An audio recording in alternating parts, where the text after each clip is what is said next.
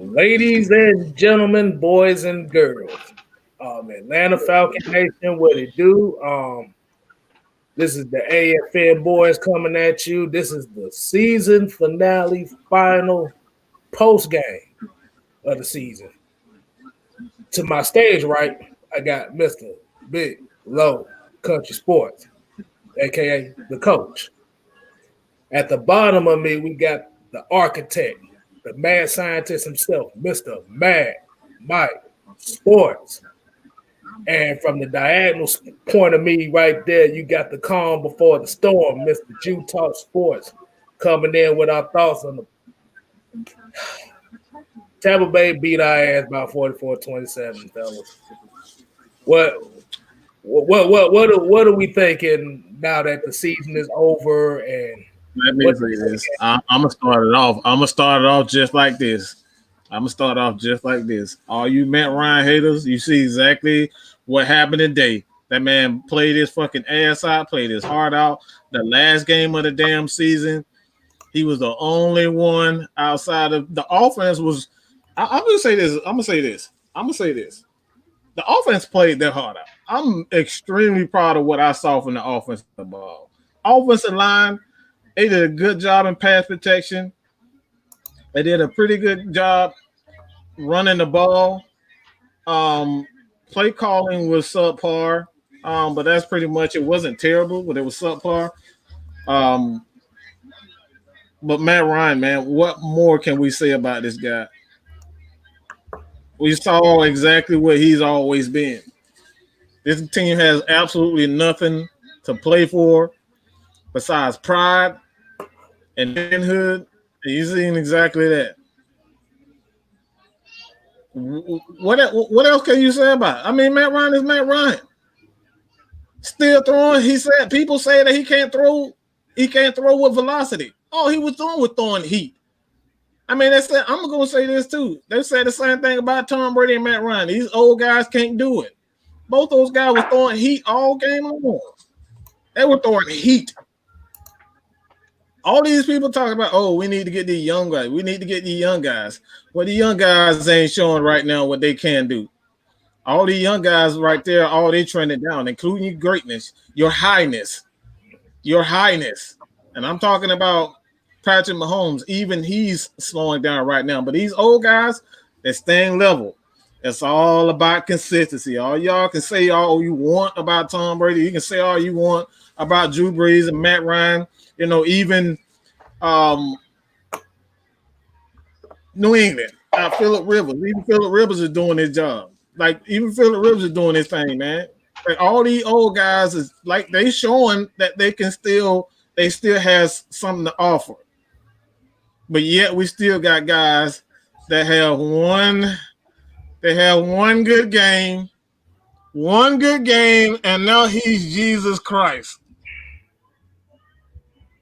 One good game, and now he's Jesus. Now one good game, and now we'll throw away the entire offense for one person. I love the guy. I don't want nothing but the best for him, but let's stop.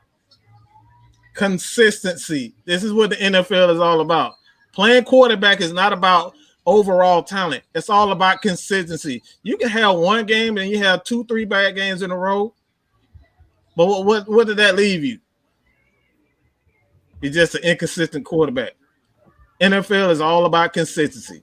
You can look good. You can look great. You can have one amazing game, but all the rest of them are subpar and terrible. You're an inconsistent quarterback. And those guys end up having careers like Ryan Fitzpatrick, end up having careers like Nick Foles. Yeah, Nick Foles got a championship, but guess what? He hopping from team to team. If that's what y'all want, I'm just trying to figure it out. Let me know what y'all got, what you guys think. That's my overall assessments for the offense. The defense is just, we need Jesus, man. That defense just needs Jesus. Maybe Jesus can put some holy waters. He can get these guys, feed them fish. I don't know what the fuck gonna turn these guys. I don't know what the hell they're gonna do. That defense is absolutely atrocious. One thing I do want to see from this defense, one thing I do want to see from the defense is I never want to see Ricardo Allen ever again. I don't want to ever see ever in life. I don't want to ever see him in Atlanta Falcons jersey ever again. Because this dude was absolute. I don't know what the hell he was doing. He was late. He couldn't tackle. The only good thing today I saw from him is he scooped up a drop pass for an interception. That's it. The dude was an absolute shit show today. Absolute. He looked like an absolute clown out there. Late to everything. That's just my old set. What's y'all assessment of offense and the defense? Jew? Hey, the first thing, I know I made my Justin Fields video yesterday, but after seeing the defensive line today, y'all know I'm all about that defensive line play in the trenches. Tom Brady had all day to throw. As Big Country would say, we weren't in the bathroom handing Tom Brady no tissue today. He had the door locked. Won't nobody on his tail. Y'all know how much I love Dante Fowler, but that one sack that he had, that was the Tack McKinley sack from the beginning of the season where he came clean, nobody touched him, and he just ran right to the quarterback, and I could have sacked Tom Brady on that play. So I seen him celebrating and stuff like that, but that really wasn't nothing to celebrate about. That defensive line play today was horrible. I know a lot of us are going to look at the back end and be like, Sheffield's terrible. Isaiah Oliver's terrible. AJ Terrell didn't play that well. Ricardo Allen's terrible. Yeah, the secondary didn't play well, but Tom Brady had all day to throw.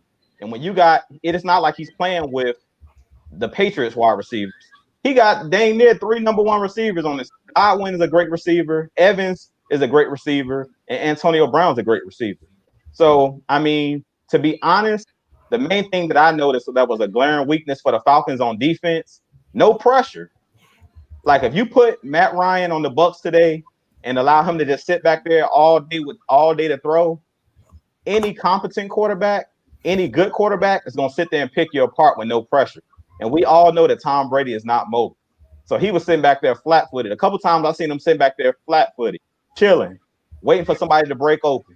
And other times when we did finally get there after maybe 8 seconds, because it was just a great coverage, he threw the ball out of bounds. But for the most part, Tom Brady had all day to throw. So I'm not going to be that hard on the secondary today because I didn't see any pressure. Like I seen no pressure, absolutely no pressure. So I know I made my Justin Fields video, but I guess now it's time for me to make my Gregory Rousseau video because we need, you talking about Jesus, we need to draft defensive line with our first pick. How this defensive line is looking, man, I'm like, bruh, other than Grady Jarrett, who else out there is a playmaker on the defensive line, to be honest with you? Like, I love Dante Fowler's attitude, but he's underachieved this season. Yeah, Raheem Morris, I don't think he went about it the right way with calling him out earlier in the week, but I think Dante Fowler knows that he had a bad season. He underachieved. For him to be making, what, $15 million a year? I like the plays he made early in the season in the run game, but I really think that he is hurt because he's not flashing. And to me, if he's really hurt, don't play. Because when you're out there, we're going to judge you as if you're 100%. And from what I'm seeing from Dante Fowler and from the rest of this defensive line, today it was a horrible performance. All of them stole money today on that defensive line. I didn't see no effort. I just didn't see it today like I wanted to see it. I felt like you see what it's like without Grady Jarrett. Without Grady Jarrett, 100%, you got to see exactly what. I think that was great. I think that was a great observation or opportunity for Falcons fans to see what this defensive line actually looks like without Grady Jarrett. Without Grady Jarrett, man, we are just beyond doo-doo.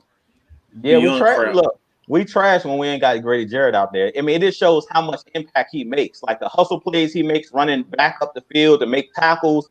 I don't know if you guys seen how Rojo was running the ball, but he was doing what he wanted to with us. Their offensive line was bullying us. We saw that Charmin soft toilet paper defensive line. Like he was running through us like it was nothing. They was running through us like we was a brown paper bag that was wet. It was running through us, dog, and we couldn't do nothing about it. So that's what I've seen out of the defense. My assessment on the offense, we were talking about it early. Calvin Ridley, that man don't like contact, man. He wants to make contact on his own will. If Matt Ryan throw that ball across the middle and he feel any type of pressure, you seen when the ball got snatched out of his hands at the end of the game and that's because he was trying to avoid the hit. That's the reason that ball got snatched out of his hands, because he wasn't trying to get hit. So he gonna have to step his game up. He gonna have to get over being hit. I don't know what it takes to get over that. Personally, I didn't play organized football. Coach Lowe have to break that down. Or how do you get over getting your bell rung? Is what my dad used to call it. I don't know how you get over that. Weight room. That's just your heart, though. That's just all heart. That's mentality. That ain't got nothing to do with the physical. Yeah, that's all heart. You can't. Only thing that's going to change that is weight room and getting hit. Yeah. Apparently, look, he got to the NFL, so he done took some licks in the past. But the fact of the matter is that it's one of those situations where somebody must have cleaned his clock with a fine-tooth comb sometime in the past. And it's just one of those situations where now whoever it was, if it was a linebacker, if it was number 44, he's still seeing it in his dreams today.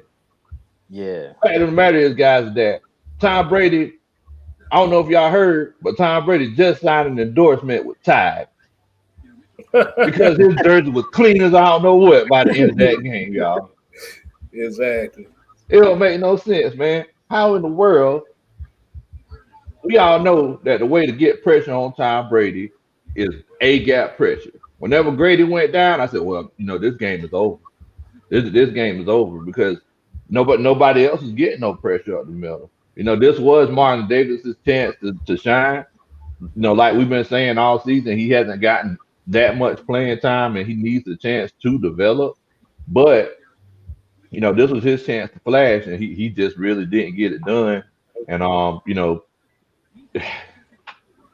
we need some help on that defensive line if we want to get anything done. Like I said, with Ricardo Allen, he's been getting there. He's been running on CP time, just the same way he has all season.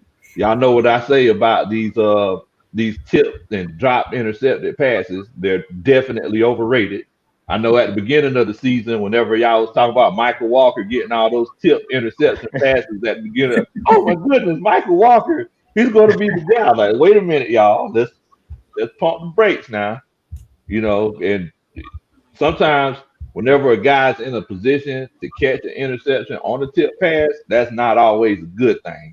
That means that he was just getting there late and that event just happened whenever he was in that spot. So, yeah, I definitely do not want to see a Falcons jersey with 37 and Allen on the back of it next year. We need to go ahead and move forward. Oh, my God. He was slow to everything today. I've never seen the guys that, he's looked like a damn rookie out there, slow to every aspect, to every, again, I understand they didn't have pressure, but there's no excuse for a guy to be at least a second and a half slow to everything. I mean, to everything. He was slow to everything. Kstylz, man, what you got, bro? Boy. I'm a kind of be honest on this one, and I would disagree with Coach on this point about the tipped interceptions. At the end of the day, those interceptions usually be the ones that make or break seasons. I understand you don't like them. I agree with that, but you like I said, sometimes those kind of plays right there can make or break a game. But let me get to this point.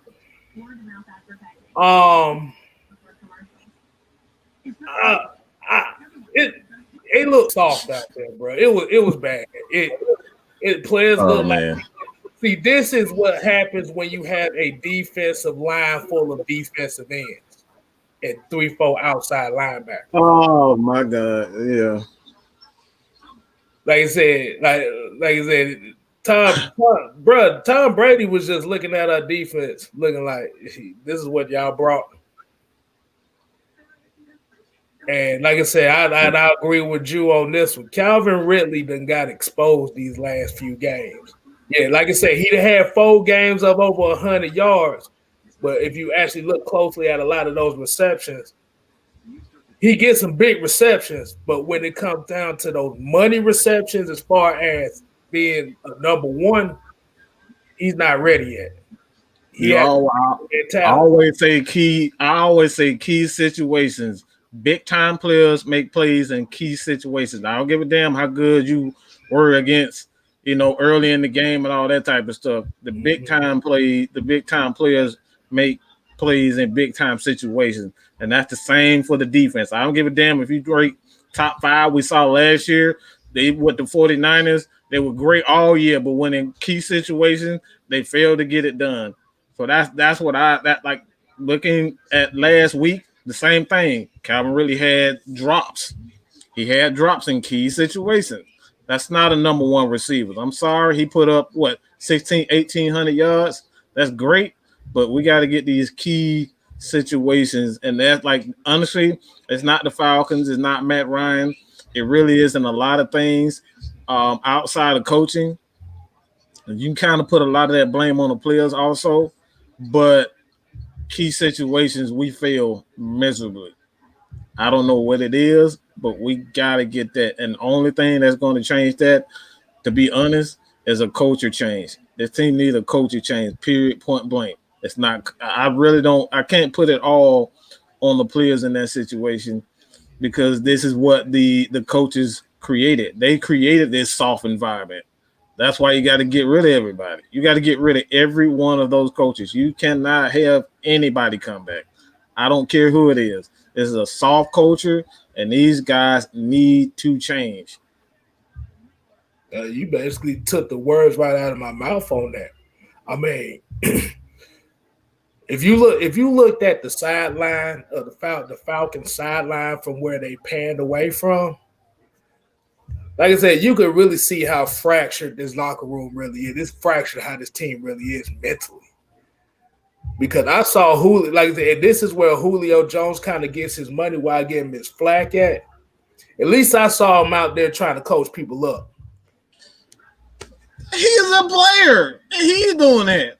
That's a problem. And the thing, and the whole issue with that was, if you looked at halftime, he would actually get into Ridley, telling him, "You got to do better. You got, like I said, you can't be scared of that contact."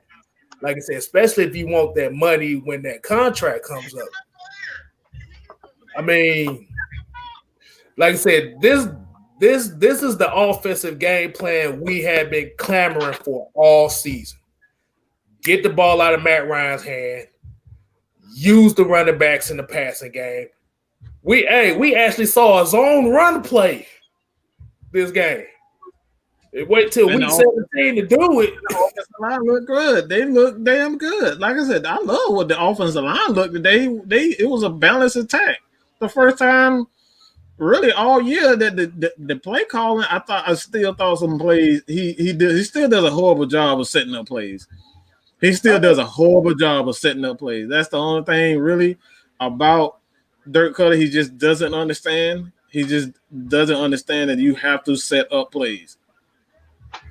Ghost Pepper saying Tom Brady had enough time in the pocket to drop a brand new motor in a 71. It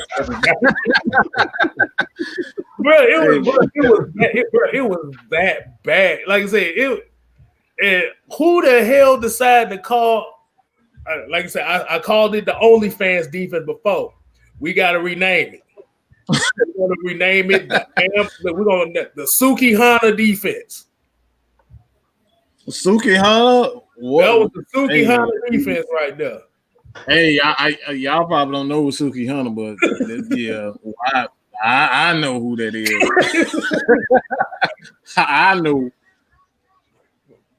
But hold on, we gotta get to that. We gotta get to that $5 super chat by New Drop though. Like I said, oh yeah. Also, we appreciate everybody joining in with us too. Absolutely, like, everybody get your final gripes out the way here. This the end of the season, man. Go in. Everybody just go in, man. This is the first time y'all can say what the hell y'all want to say. It don't even matter. Just go in, bro. We're not banning nothing. None of that. Just go in. This is the last one, bro. We're gonna go. We're still gonna go live, but this is the season finale, bro. This is the season finale. So get it all out. Yeah. So New Drop came with the $5 super chat. Said Dan Quinn and Thomas Demetra built a speed defense. Great defense have a blend of speed and power and size in the trenches. Yes. 100%. Yes. That's 100. I don't care how fast you are. It don't matter. It don't make no difference if you chase behind somebody. Exactly. Bruh. When Grady Jarrett went out, I literally saw Tampa Bay offensive linemen. Woo! Boy, they got so excited, bro. Hold the hell on. This is what our defensive line looked like. Hey man, look. They saw them big ass hard. I got to say it a couple more times because that represents every lineman we have. Okay, that's it. Bro, they were literally tossing our defensive linemen around like they were kids.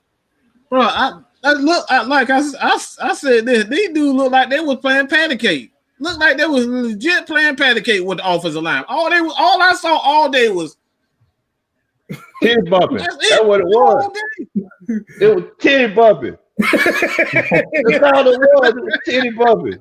Bro, like I said, I don't care what nobody says. A new quarterback can't change that. Bro, that's a new quarterback can't change. Bro, when you need a coaching change. It has to start. It has to start with coaching. Like, my whole thing is that I don't care. Like everybody talk about the defense being soft and everything, and us going into that playing the sticks in that 3rd and 16 and stuff like that. Like I don't even care. Like I know coaches that coach soft teams. Like I know coaches that like they don't blitz that much. They fall back. But if it's working, doggone it, do it. But if it's not working, bro, they was not working. Just fall back off of it. That's it. No, that's my thing. That's exactly it. Why are you going away from things that work? I don't give a damn if it's cover 19. Goddamn, if it's cover 19 is working, keep doing cover 19. God damn. If we had to put 10 people on the field, if we stopping people, well, doggone, somebody sitting out. Yeah, we're gonna have to pick somebody every play to sit out or something. Good gosh, bro. Bro, you gave up a 3rd and 17 and played prevent and gave up 35 yards. How the hell does that happen? No awareness. Like they put them in no man's land. Think about it. If I'm 15 yards away from the line of scrimmage, and you're running towards me, and you could go in any direction that you want to go in, and I'm standing still, I'm going to get beat. You have the advantage. Exactly. Hey, Mike, I'm surprised we were talking about Rico and how he need to go. I'm surprised you didn't talk about that first touchdown that Antonio Brown caught that this motherfucker. Oh, I know. That's what I was actually about to say. That's exactly what I was about to say. That's the main reason why. I was like, bro, what are you? He's just standing there. What the hell are you thinking? He was the only. It was no other receiver in the vicinity, and he's just standing there, bro. He stood there and fell as soon as he was about to make his first move. It's literally no other receiver in the vicinity, and he's just standing there. What in the heck? But that right there is inexcusable. You cannot that's inexcusable. You can't just stand there, bro. But you know what though, man? We do gotta give some love to Foyer. Like I know that he caught that touchdown on him, but he was right there, man. Yeah, he was right there. He was right there. Like he was in there. He just swung at the wrong time. But you got to give him some love on that play. That was pretty good coverage on Chris Godwin, 20 yards down the field. Yeah. I just don't like those matchups. We have a tendency to put our linebackers in those types of, even though they are fast, we have a tendency to put them in bad situations to look even worse than what they actually are. He shouldn't have been in that position to begin with to guard a receiver. Godwin is a hell of a receiver. Why would you put him in that position? You know what I'm saying? I just don't get it. I really don't get it. That's what I just don't get with this team. I just don't understand what the defensive scheme or the philosophy or what the hell they even thinking. I just don't know what they like. What are you thinking? I legit want to know what the heck are you thinking? Well, we're gonna get to this $5 super chat by Fire Falcon. Appreciate you joining us. Appreciate it, man. He said rushing 3 all season and it doesn't work, but they still keep doing it. Shaking my head. We've been talking about this all season. And my biggest problem, my biggest problem with the defense, like Coach Lowe was saying, my biggest problem is, to me, we don't make teams play on our terms. Like, as a defense, why are we always the one reacting to what somebody else is doing? Like, be aggressive. Make them react to what we doing. We bring everybody, like, how many times have we seen we bring everybody to the line like we're going to blitz and then drop everybody out and bring 3? Like, bring the house. If you're going to show the house, bring it. Like, Tom Brady knew every time he's seen all them people at the line, they ain't coming for me. Like, he was chilling. He didn't look like he was nervous. He know that. Audibly. He looked like, okay, they at the line, but everybody finna drop into some type of coverage. Ain't nobody coming for me. And that's my biggest problem. It's like, you have to instill fear. Like, even if he get the ball off, still put that helmet in his chest. Like, make him feel something. You might get a flag, but make him feel something. Like, with our team, when y'all talk about that soft culture, my biggest problem is we're not aggressive. We're not aggressive. Like, when you blitz, you're going to get beat sometimes. But we're still getting beat in cover in zone. Doesn't make. I'd rather get beat in more than one way.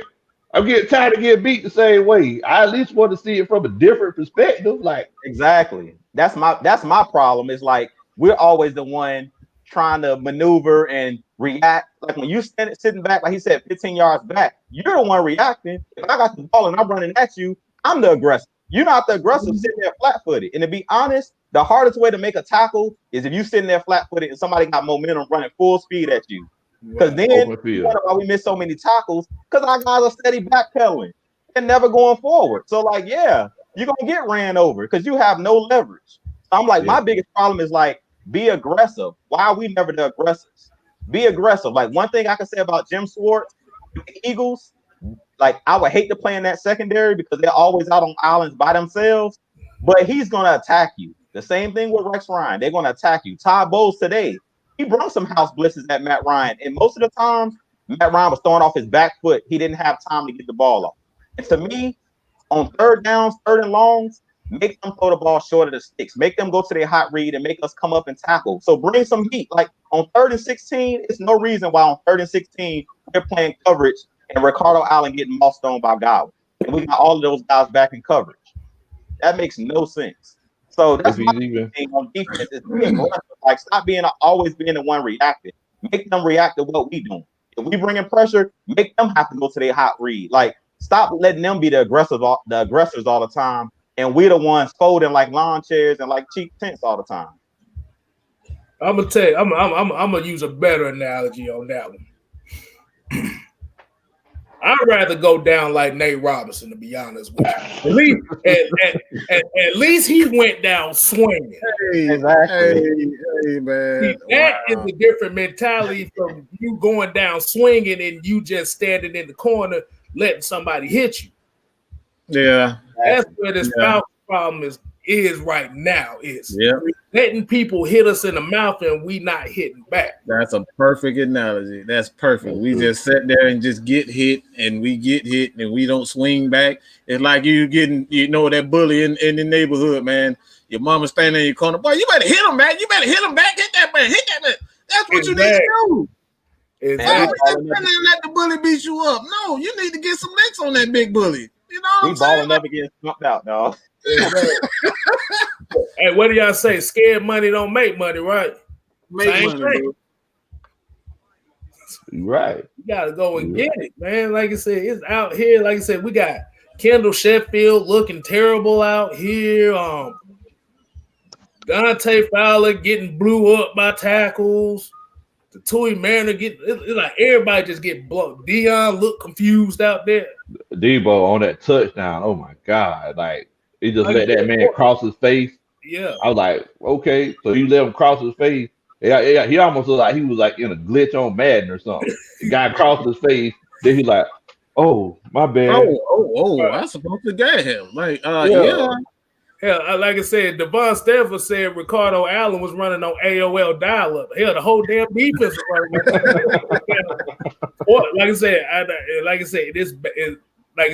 This defense, Foye, Grady, AJ, even Keanu Neal. Like I said, this is the core of your defense. Deion's still a captain, but he's kind of regressed this year as far as coverage, and I don't know if his confidence got shook. They don't believe in him. What I saw from the offense and what I saw for the defense is completely different. They do not believe in that defensive philosophy at all. At all. Grady Jarrett is literally the only guy out there playing with any type of pride. That defense looked absolutely. The offense, yeah, they have their faults and whatnot, but that. See the problem. Like I said, and I will agree with y'all. Like I said, this cover 3 scheme is not meant for just a fast defense. Like I said, your defensive line got to have some meat on the bone. You got to have some meat on there. You can't be eating healthy choice meals out there. You need some beef. Need some hungry man dinners out there.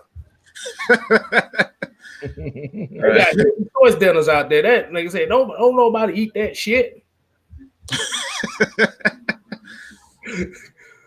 But like I said, at the end of the day, like this game was gonna show who was gonna want to get paid next year. And I saw a lot of guys did not want to get paid next year. I'm just gonna keep it real. No heart whatsoever on that defensive side of the ball. I saw absolutely no AJ. He's a rookie. I don't really expect a lot from him outside of rookie. He's gonna have those plays where he's up and down. Those are rookies. That's what I expect from rookies. But when you got guys like Ricardo Allen and Stephen Means, Dante Fowler, these guys, like, they're getting absolutely no pressure, no nothing. It's like, why are you even out there? Why the hell are you even out there? You know what I'm saying? So I don't know. Coach Low Man, let us know, what would you do with the defense, just with the team in its entirety? How would you go about fixing the team? So it's like right now, it seems like we're like at a little bit of an impasse, but we also got to make some money decisions. So the first thing that we got to figure out, what I would try to figure out myself is, are we going to run 3-4 or 4-3? So if we are running 3-4, let's go ahead and get Micah Parsons. And go ahead and get somebody else, because honestly, Grady, he's versatile enough to run that nose tackle or that defensive end position, or he could just be interchangeable depending on down and distance.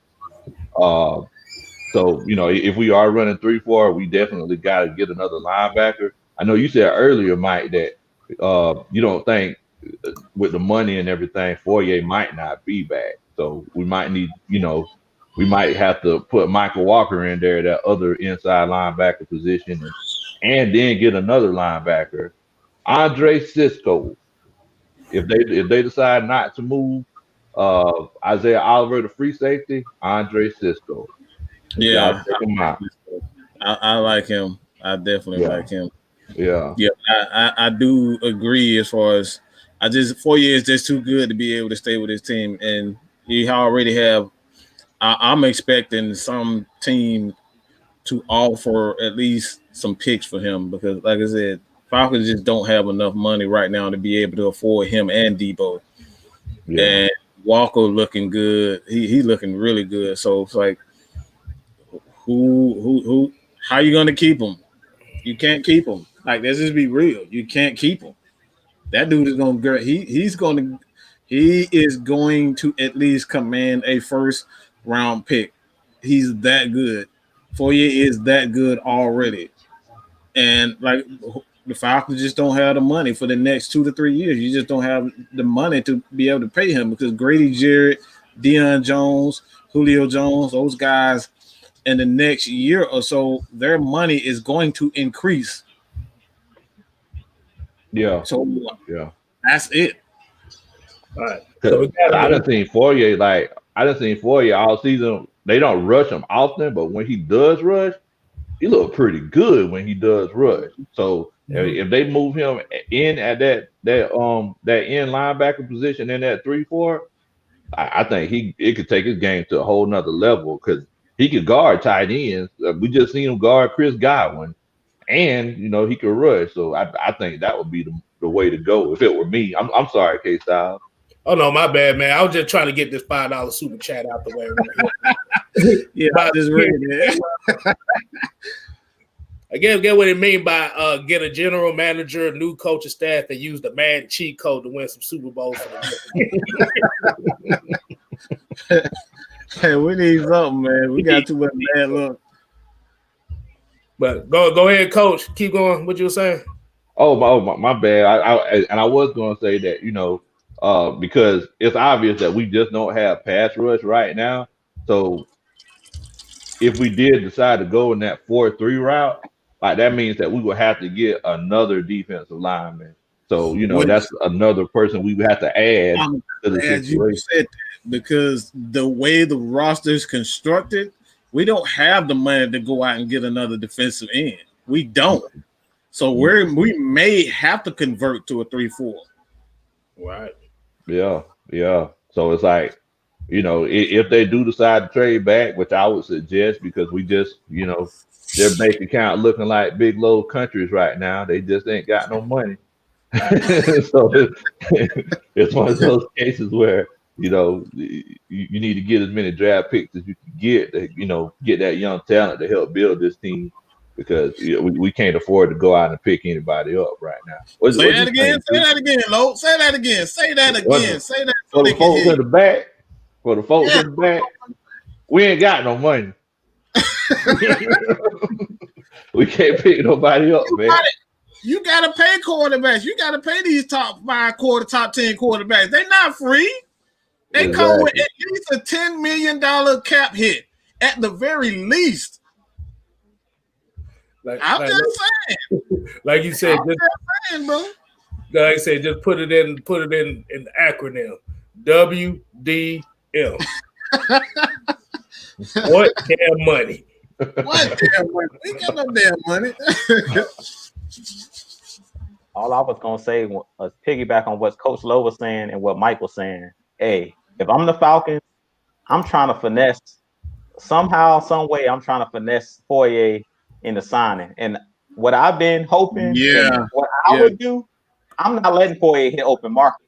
He has one more year with the Falcons. This offseason, I'm signing before he hits the open market, because if you guys remember, and I'm glad we moved on from him, but Austin Hooper, he was one of those guys that was like, the Falcons just didn't offer me anything. And then when his deal was up, well, of course he's going to go to the highest bidder now, because he knows his worth. But if you sign a player before they actually know what they're really worth on the open market, sometimes you can finesse your way into, paying them a lesser contract. So what I'm doing, if I'm the Falcons, I believe in players. Get your money while you can, because you never know when you're going to get injured or when your career is going to be over. But if the Falcons somehow, some way, me being an honest fan, I would try to finesse my way somehow, some way to pay Foye. Even if we had to lose Keanu Neal. As much as I love Keanu Neal, he's not the player that Foye or Lil Con is.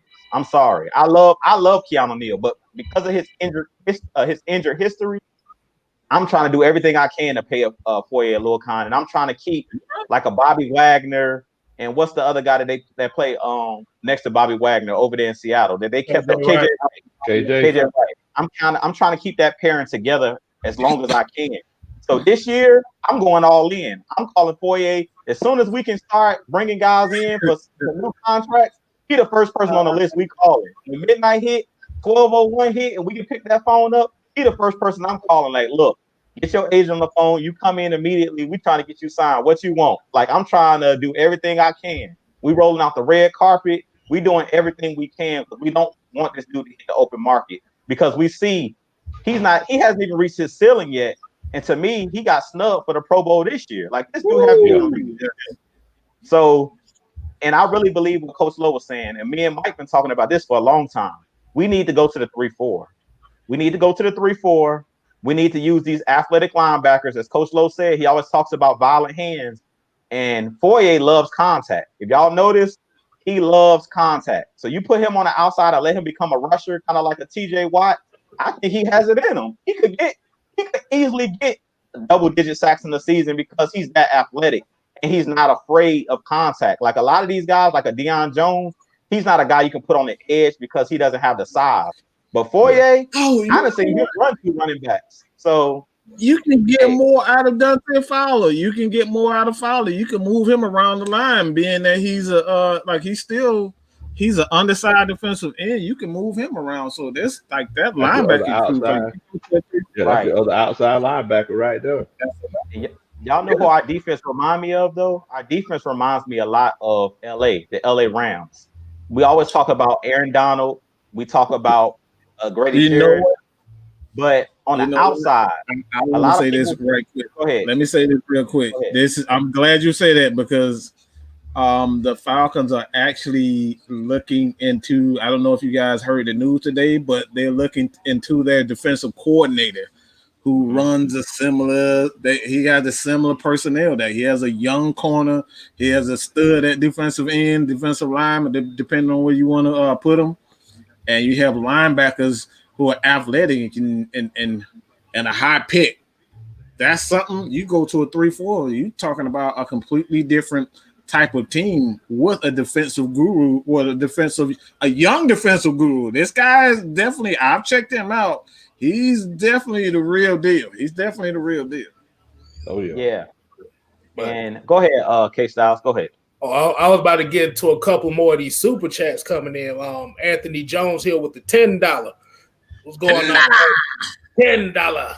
He said, I hope we get Patrick Surtain Jr. with that 4th pick and draft a quarterback later in the round and had him sit and learn under ice. Lord have mercy, drafting Fields, we get a right-handed, shorter Michael Vick. We know he's taller, but we get what he's saying. He's right.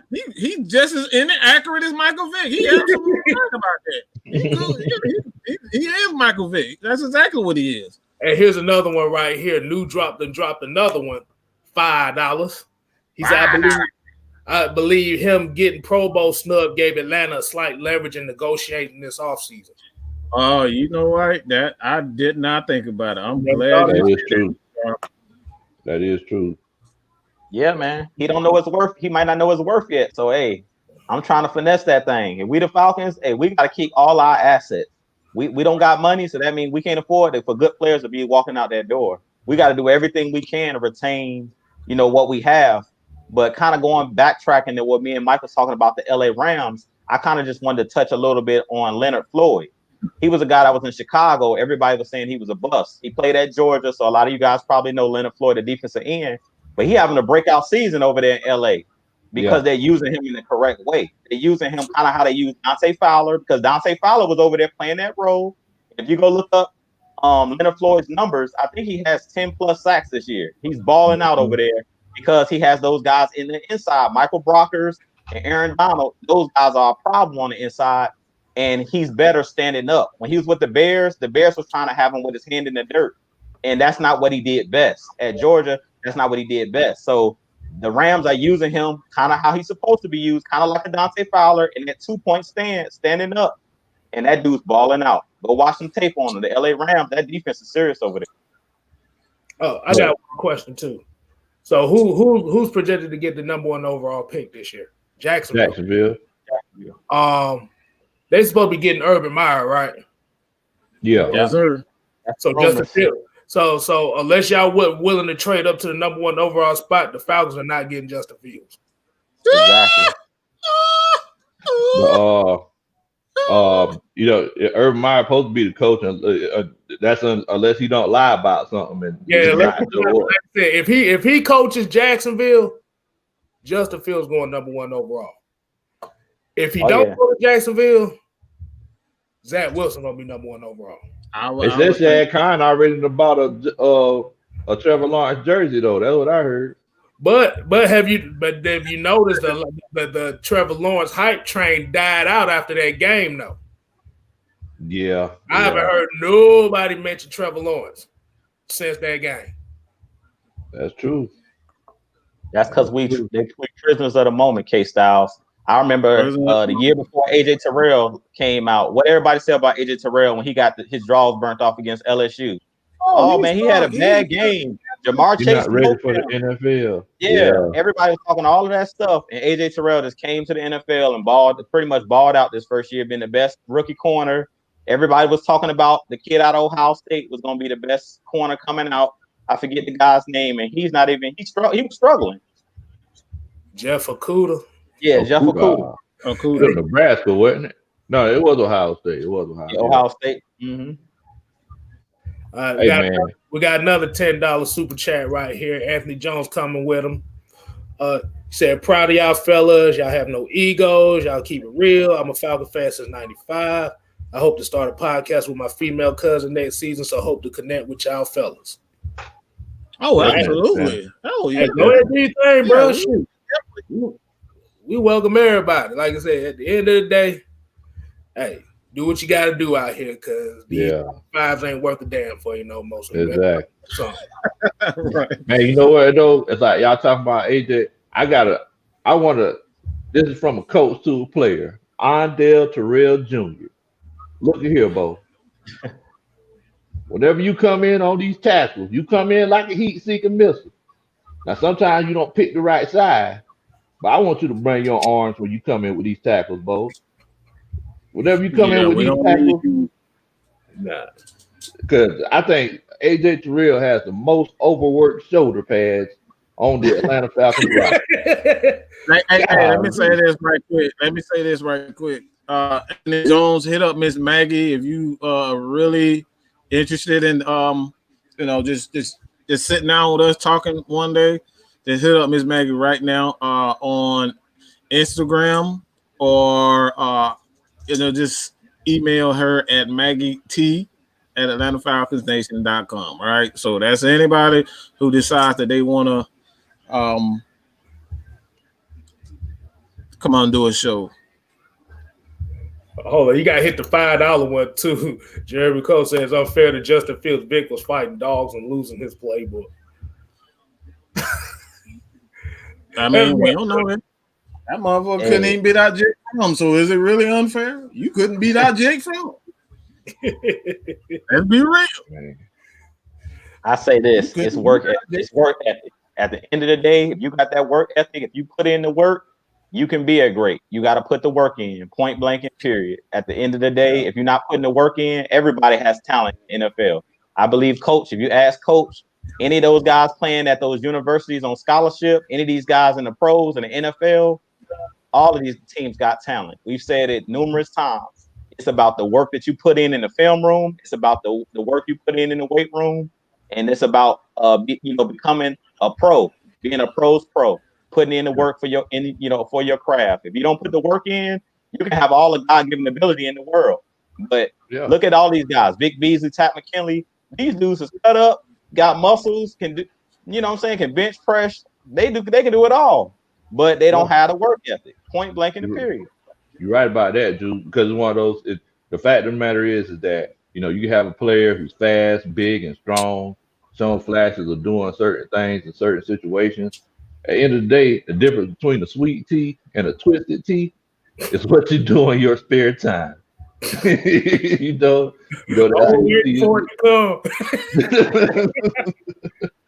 sweet tea is cool and everything. And, you could be good and fast and strong and all that stuff. But, whenever you have your spare time, what you're willing to do, to get to that other level, that determines how good that you can be. All right. So what else we got? King Hodgley, he pretty much kind of agreed with everybody. This game should be proof that our offense doesn't need much help. It's more so play calling and defensive pass rush specifically. Hey, man, I'll be remiss not to talk about my boy, Brian Hill. I know y'all seen Brian Hill today. He broke off a long run. Y'all know I'm going to pick up Brian Hill. That's my guy, man. I'm not going to let that slide. I seen the man catch a pass about 30 yards out of the backfield. I said, oh, man, our guys can catch. I thought our running backs didn't have hands or something. Today, they actually were making catches. Him, Ty Gurley was coming out the backfield. I'm like, look, where had this been all season? They said Matt Ryan didn't like to chase the ball down to it. All along, your coach wasn't calling plays. All along, your coach just wasn't calling plays. And Matt Ryan was checking it down all game long. Who knew? Who knew these guys was explosive? Who knew these guys were explosive? B Hill, eight carries for 90 yards. Hey, I would have never known that these guys had that in it. Bro, I didn't know we had a zone run play in the playbook, to be honest with you. Man, that's the first time whenever they ran, and it's not because I've seen zone running plays like so far this season, but whenever he ran it to the right, I was like, well, wait a minute, we're running a zone run off tackle to the right, and it busted for a bit. I was like, why haven't the last time we done this? I don't know if y'all remember, it was like week 2 or 3. Brian Hill had like a 30-something yard touchdown. Yeah. Most of them were like 21s, 25s, 27s. But it's like we busted one out to the right. He was like 70-something yards. What in the world, bro? That's it. That's like some offensive coaches it's just not patient enough. Sometimes you got to be patient as a coach to keep running that thing. Like you can't continue like just because you're not getting those big runs when you want to get them doesn't necessarily mean in time your running back is going to burst one, man. Like, and we see that with Brian Hill, man. If you keep giving him the ball in certain situations, one thing you got to work on is hands, man. I can't see another one of these dang fumbles over and over again. But if you keep giving him his opportunity, he's going to break one. And that's the same thing with Ito Smith. And right now, I think that was the perfect, if you look at the Falcons squad, Todd Gurley fixed perfectly with this running game. He fixed perfectly with this running game because he's a power guy. We've been needing the power guy, the end zone guy, even the guy that comes in and just be the pass protection. He's been doing pretty good, but we don't have an offensive coordinator to get the best out of him. That's it. Put these guys in position to succeed. Today we saw it. Every one of those guys played an intricate part, a good part in the game plan today. All the running backs. I have nothing negative to say about any of the running backs. They played excellent today. Like I said, it was the game plan we was waiting to see all season consistently. Like I said, if you get those running backs involved in that passing game, they're going to start running harder. Mm-hmm. And that's what we saw. And just like with any wide receiver that you have on your team, you have to get him the ball to keep him engaged. And like I said, I talk about how soft Calvin Ridley's mentality is. Russell Gage is a dog. Man. I'd be worried about him sometimes. Like Lo said about AJ Terrell and how he hits, and he be worried about AJ Terrell hitting folks. I'd be worried about Russell Gage every time he catch the ball because this motherfucker damn near liable to get killed every game. Dude, fearless, man. But Russell Gage, like really, this dude is going to fight for every yard. Like I said, like I said, he don't do it all the time. But the thing is, at least he's moving forward. Hey, Coach, what do we say on the film game study Friday? You want your offensive linemen and your players going forward. Yes. Everybody, you got 11 people on the field, and the goal is to go forward. So if the person with the ball is going backwards, that's disrespectful to all 52 people on the sideline. We've been practicing all week long to move forward. Then you get the ball, and you scared of getting hit. So you're like, oh, no, don't touch me. You running backwards. And so until Calvin Ridley can figure this out, his new nickname is Freeze Tag. Until he can get this whole situation figured out. Freeze Tag. We'll call that motherfucker Laffy Taffy. That motherfucker. But like I said, you have to remember Russell Gage wasn't even expected to be on this team, so that's why he fights hard all the time. Wow, he had 3 carries today? What in the hell? Wow, Ito only had 3 freaking carries. Man, look. Hey, man. But they were down 23-9, so they really couldn't run the ball like that. Right. Yeah. But like I said, it was the fact that they was getting the ball out of Ryan's hands quickly. You saw Hayden Hurst with a couple good catches. You saw Stalker trying to act like a tight end on the sideline. I'm just surprised we ain't missed the best receiver on the team. The best receiver on the team didn't catch a pass this week. You know who that is? Steve Smith. Exactly. Hey, man, I'm Keep glad doing this thing, man. Keep you doing this thing in the flats. That's what keep getting that 7 yard and that 5 to 6 yards. Hey, Quinn Willis there really does the cha-cha slide in reverse on every catch. Hey man, but y'all know one thing though, and the thing that we talked about because I don't know if y'all remember we did a show before the season. Wait, hold on, we got a super chat. 9.99. Last Johnson love, Jazz. to the channel. Man, but yeah, I don't know if y'all remember before the season started, we were all on the previous show before the season, and we were talking about the guys that we thought were going to make a big impact, and we were talking about Hayden Hurst.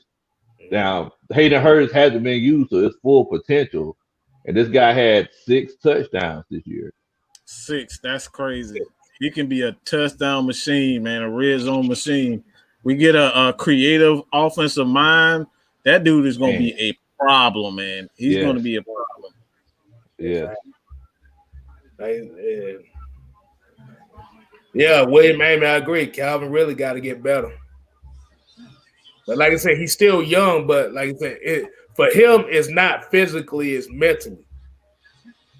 Because if he wants to be the number one receiver, he's going to have to be more consistent in catches within the hashes and within the numbers.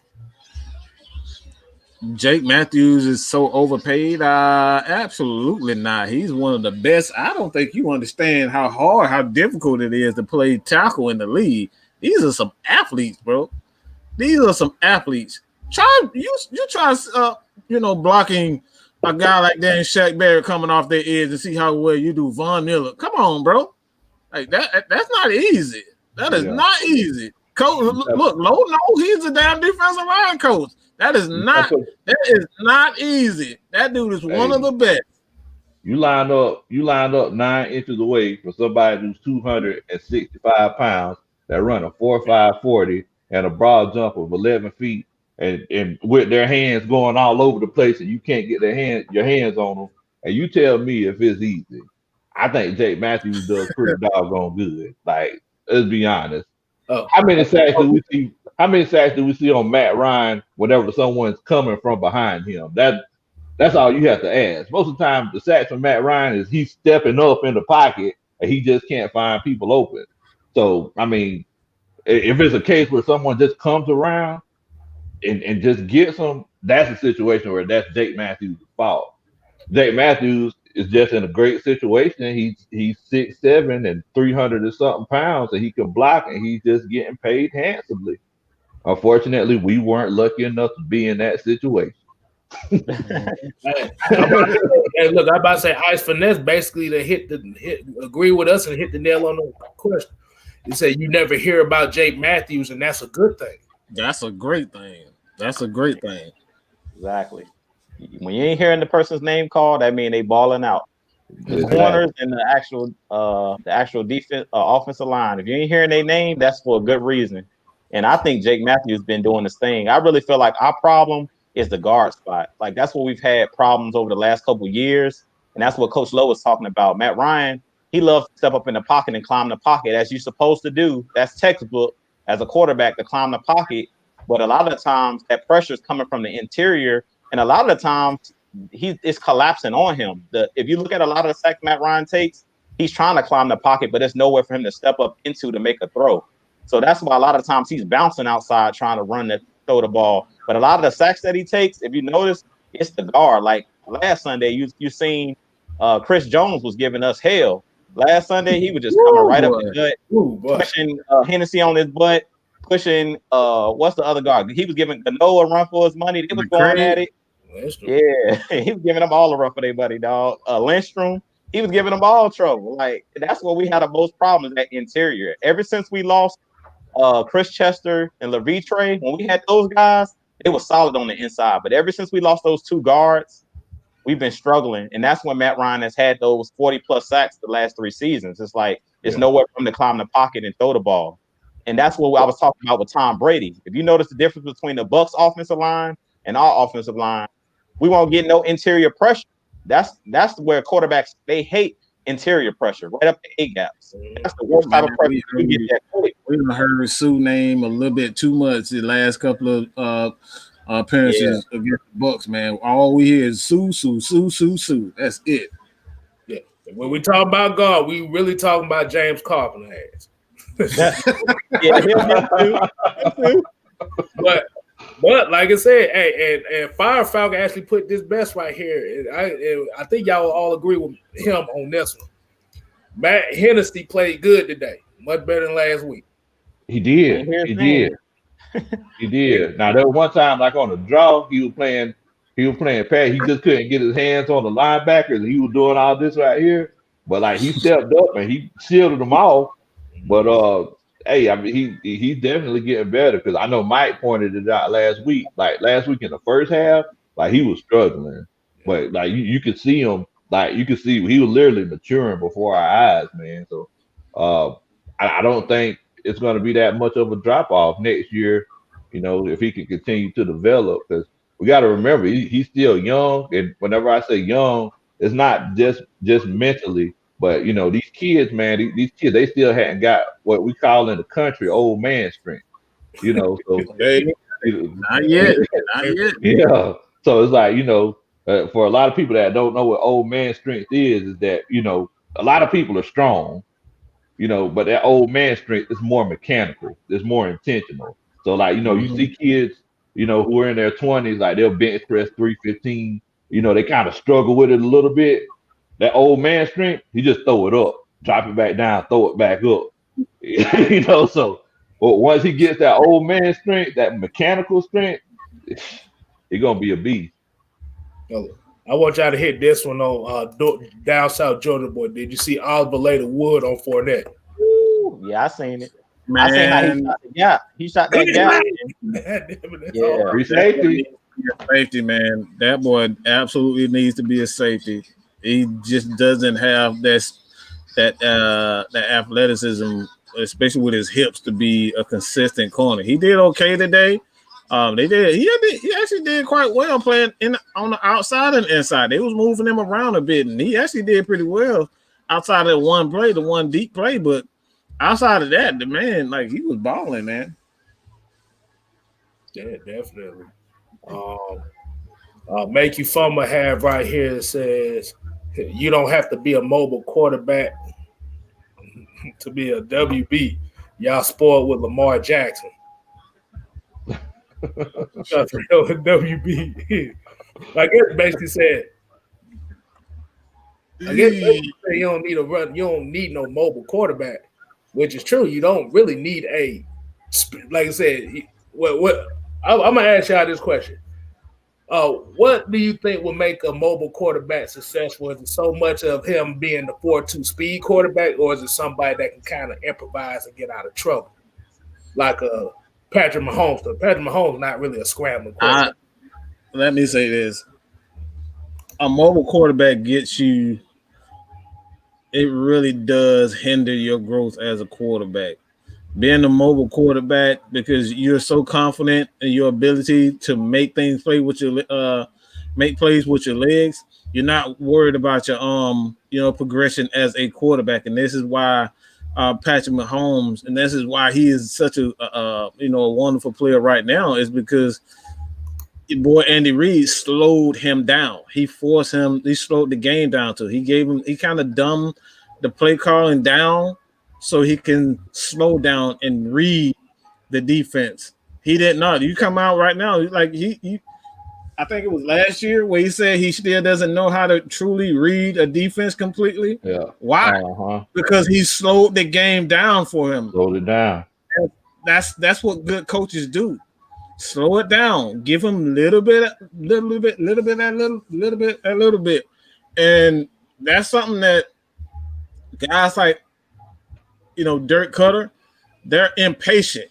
Gotta be patient with these quarterbacks. Andy Reid is the most patient quarterback that I've ever seen, a quarterback coach that I've ever seen, because when he gets a quarterback, he sees any talent any amount of talent, guess what? This dude is going straight to the top. You see it with Donovan McNabb. You see it with Michael Vick. You see it with Patrick Mahomes. He is a quarterback whisperer. Why? Because he slows the game down for these quarterbacks.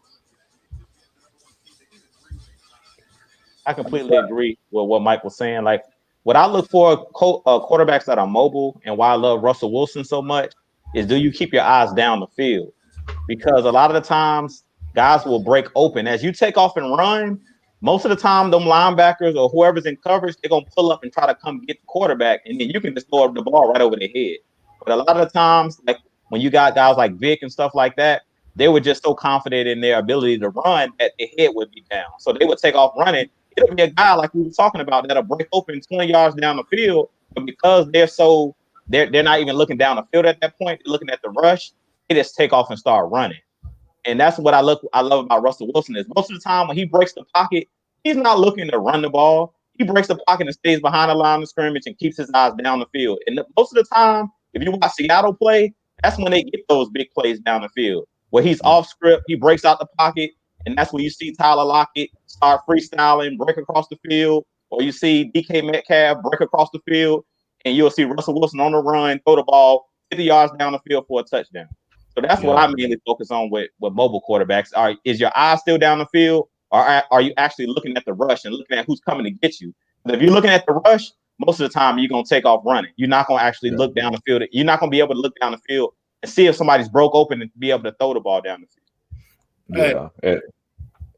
My bad. Let me go ahead and get this comment out the way, because basically Nathan actually said exactly what I was going to say, because Jameis Winston was a mobile quarterback, right? Basically. So Dirk had Winston, a mobile quarterback, and he made Matt Ryan look mediocre. But, yeah, we see what a mobile quarterback does in this offense, too. It led to 30 for 30 season. So, what if I told you? But I completely agree with what you're saying, dude, because whenever you have like a quarterback either break, contain, or extend that play longer than those 2 or 3 seconds, number one, I don't care if you're Deion Sanders, Rod Woodson, I don't care who you are. You ain't finna guard nobody for 5-6 seconds. Exactly. And then, if it's a case where someone's in zone coverage, they have to make a decision because they're in no man's land. If you get that quarterback breaks, contain, and he's out there, either he's going to have to come up or he's going to have to look back and try to find somebody to guard. And, it's never a beneficial situation. But it never fails, man. It's just like whenever the leaves fall in the autumn, and the same way money disappear in slot machines. These mobile quarterbacks, the ones that run too much, after a while they get folded. Origami. It happens every time. So you just want to make sure that you careful as a mobile quarterback not to run too much. Russell Wilson, I think he's the best at it because he picks and chooses his spots, but he keeps looking downfield to make those plays because you can get the ball downfield a lot faster throwing it than you can running. And you know who's getting a lot better at it? And I think the league better watch out because when he gets full, when he gets it down packed, Lamar Jackson,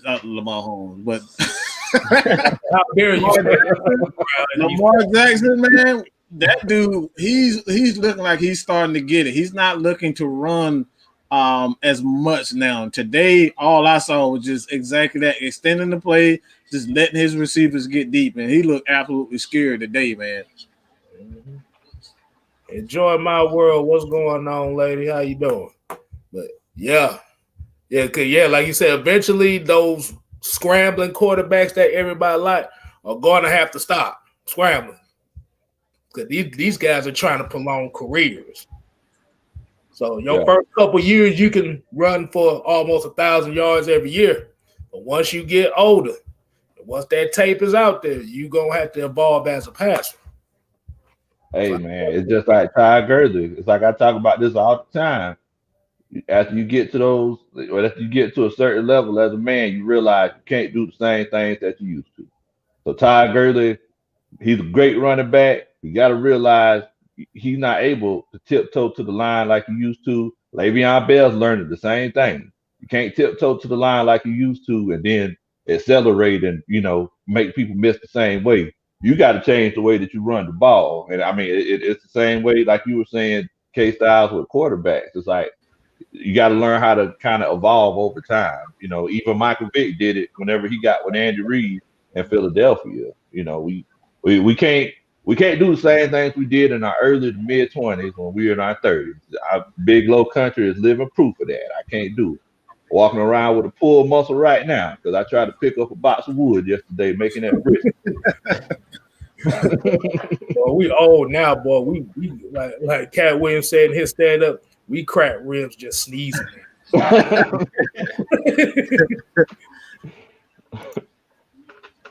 But okay, so Bruce Wayne asked, I think we should resign Neil, but should we resign Allen? And also, what do you guys think will happen with Sheffield and KZ? Allen is gone. Unless he holding the clipboard as a coach, he gone. He's gone. Gone. You need range at that free safety spot. There's no range back there at all. None whatsoever. None. That dude looked absolutely atrocious today. Atrocious, man. Like he was late to everything, slow to everything. He's done, and I don't know if he has enough range to even play strong safety. That's how bad he looked today. I think KZ could be a good safety if he ran a cover two most of the time. Like if he just worried about half the field. Yeah, I think he would be competent. But once again, it depends on what coach we bring in and how we choose to play things. But I mean, whenever he ran that cover three, he was just all over the place. Boy, he was. I think it's just too much thinking involved with it, Coach Lowe. Like we were talking about with KZ, we play a lot of single high safety. So when you do that, you got to know what you're doing. Like if you remember, like Ed Reed and players like that, they could freestyle, but they knew what they were doing, and it was no second guess. It's like once I'm going this way, I'm going this way. If I get beat, I get beat. But I'm living on my own terms. You know what I'm saying? I'm going out on my own terms. To me, we don't have enough players like that. We have too many guys. Like we mentioned last year, we said it coming into this season, we got guys second guess.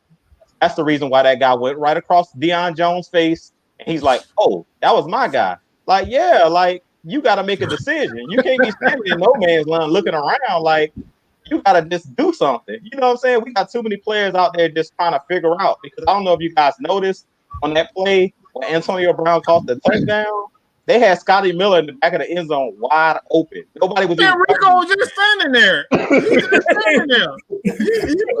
I don't know what the hell he was doing today. He was just standing there. Just get him out of here. Just get him. Just go, Rico. Like he's done, bro. I've seen way too many plays today, and we've been seeing this pretty much all season. And I love Rico to death, but I'm tired of looking at him standing in the same spot. You know what I'm saying? And I also had another question too. And this is pertaining to the defensive alignment.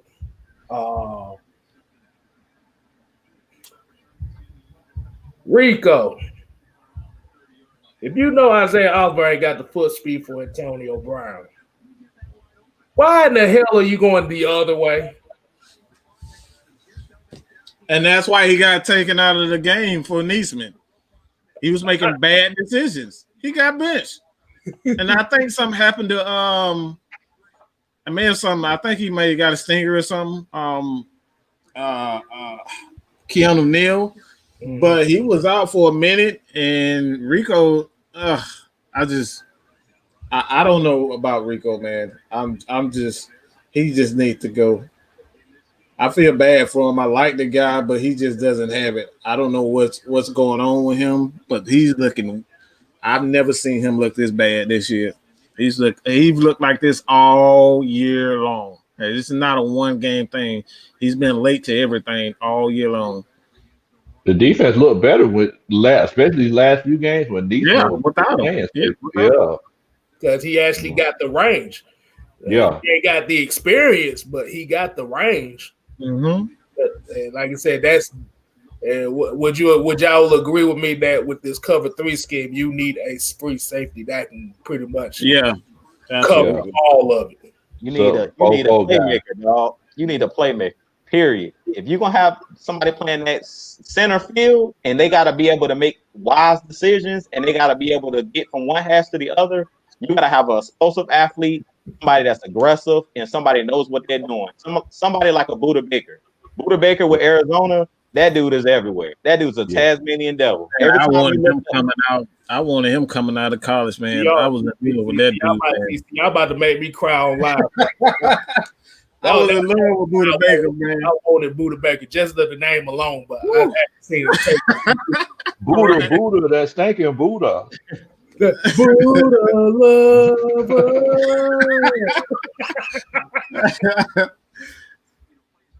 But it like I said, I think they just held him on long enough to hopefully, because remember he still got Jalen Hawkins back there. Mm-hmm. So they might try him. They might try him out next year, see how he do. I like Hawkins because he has size. Like, to me, I'm like, I don't want no more miniature players. Nah, man. Give me somebody big that can hit, that is gonna make people think twice. Because another thing about Rico Allen, I love the guy. He's like the little engine that could, But I'm tired of, after I seen Casey get trucked by Zeke Elliott in week 2, I'm like, I'm good with that. Give me somebody big. Jalen Hawkins, he seemed like he got that size. He can bring that pad level down. Because we got too many safeties that's too little. These little guys, they getting trucked. We got too many converted corners playing safety. Give me somebody that got some size, dog, that can bring that wood. Well, I tell you what, let me ask y'all about this one right here, because y'all talking about having somebody with, a lot of speed and someone who's smart enough to play that safety position. Since you brought up, you tired of having cornerbacks converted to safety. Somebody brought up Bleedy Ray Wilson to me yesterday. Playing safety. I love Bleedy, but one thing I like about Bleedy, it seems like he's always in the right place at the right time. I don't know if you guys remember with the Saints and the Panthers, a guy named Roman Harper, a player named Roman Harper. He wasn't athletic at all. If you go back and look at his tape, he was older. I think he was playing with Carolina the year they had that 15-1 season. If you go look at his tape, he wasn't athletic, but he was a veteran. He had been around the league. He knew where to be.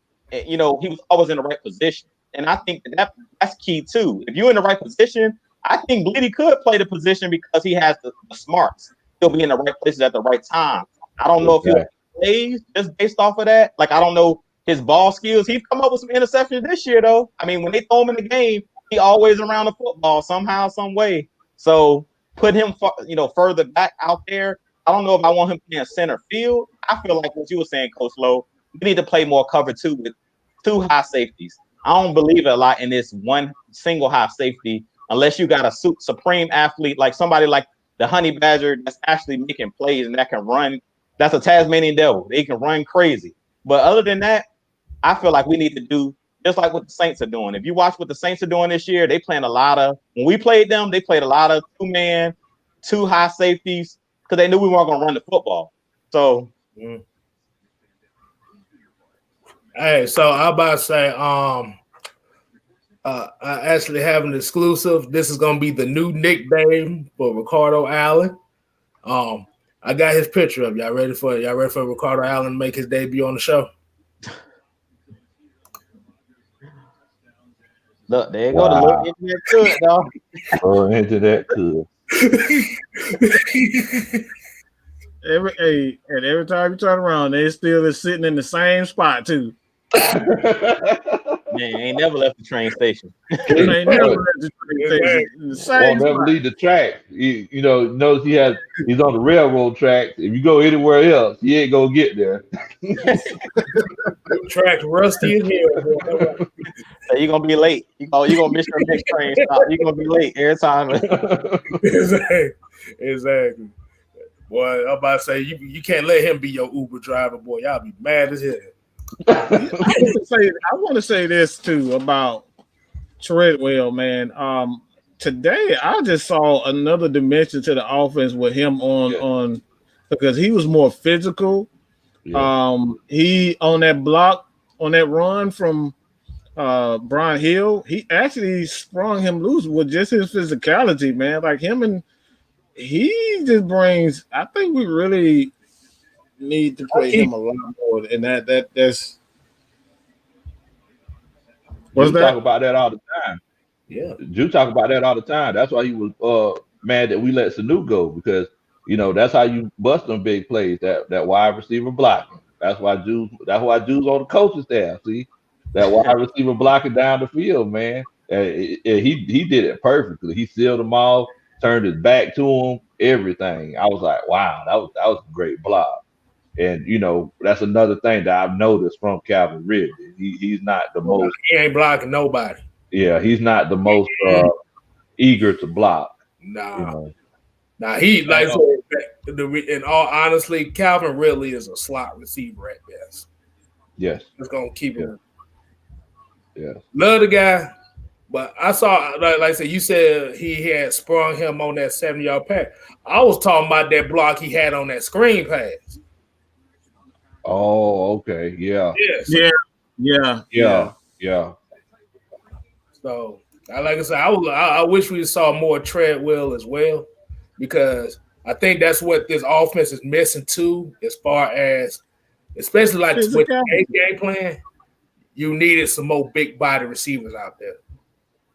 You got it, Kstylz. That's what I was talking about against New Orleans. When they was bullying us, playing that 2-man, it was pressing up. We needed somebody like a Sanu that's not afraid to go across the middle. Because if you watch Treadwell, the touchdowns that he had against the LA Chargers, I think was his first touchdown. He knows how to body up on guys like a tight end. That's all Mohamed Sanu would do. Mohamed Sanu won't run past nobody, but he knew how to body up, and he was that possession receiver. And to me, the guys that we played this year, we had Brian Powell playing a lot early in the season, or Brandon Powell, excuse me. Then we had all these little, quick twitch guys.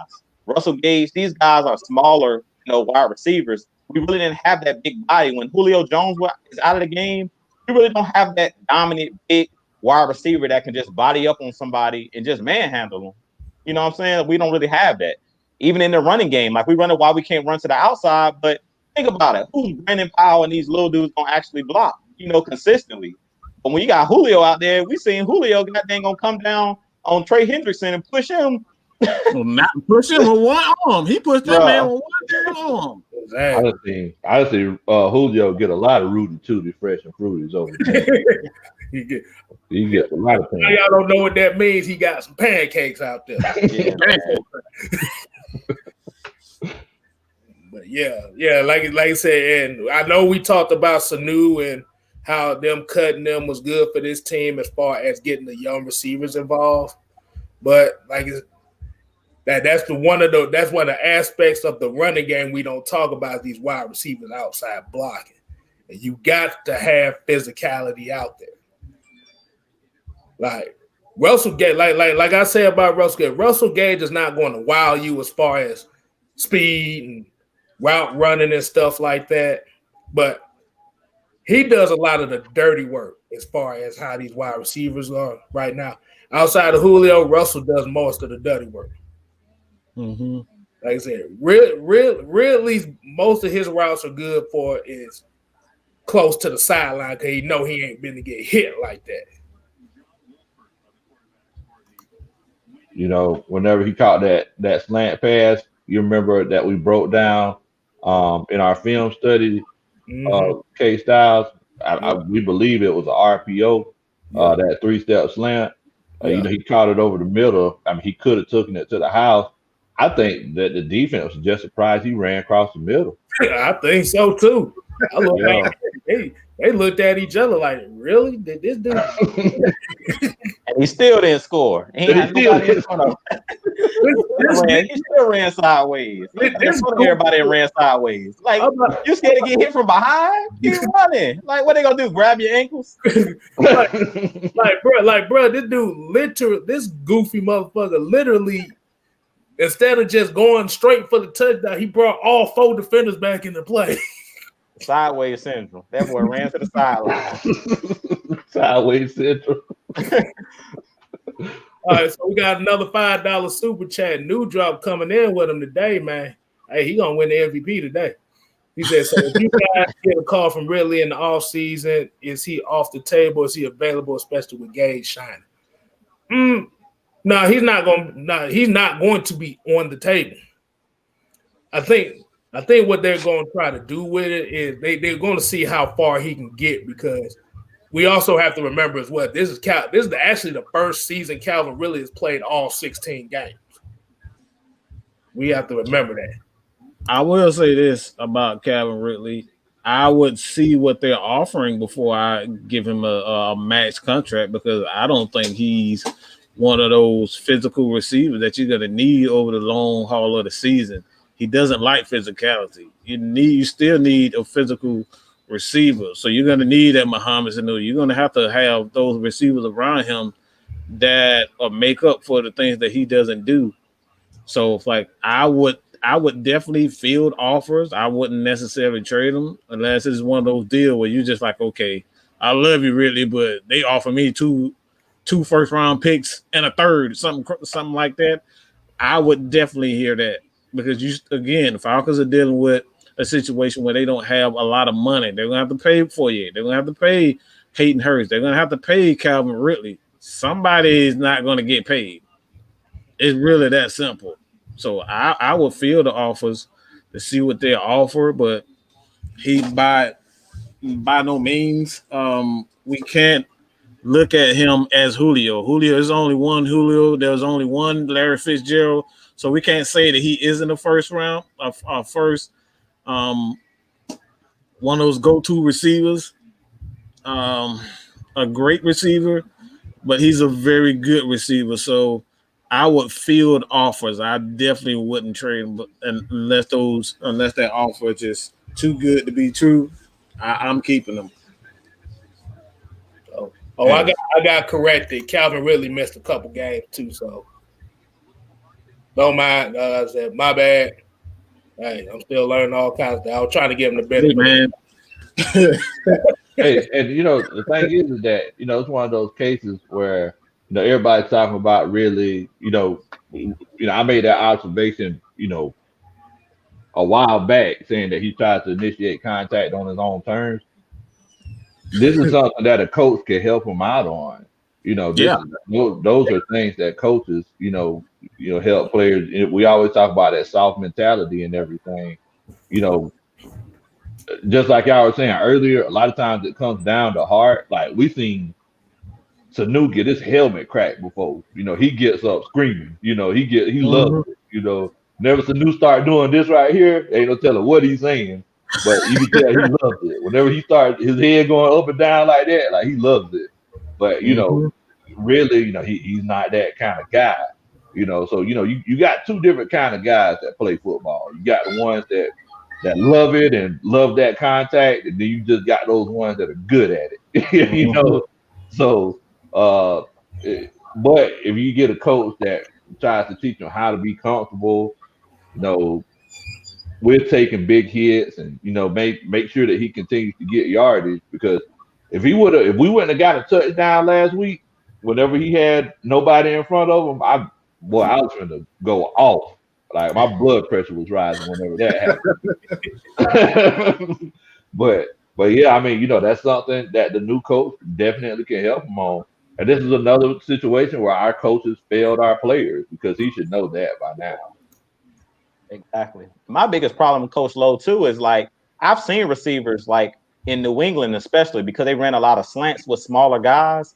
My biggest problem with Calvin Ridley is like, just get down. Don't run backwards. That's what my problem is. It ain't even that he don't want to necessarily take a hit. My thing is, if you don't come across the middle and you get that quick protect yourself and get down. Just get down. Don't run backwards. That's where he goes wrong. He just runs straight backwards.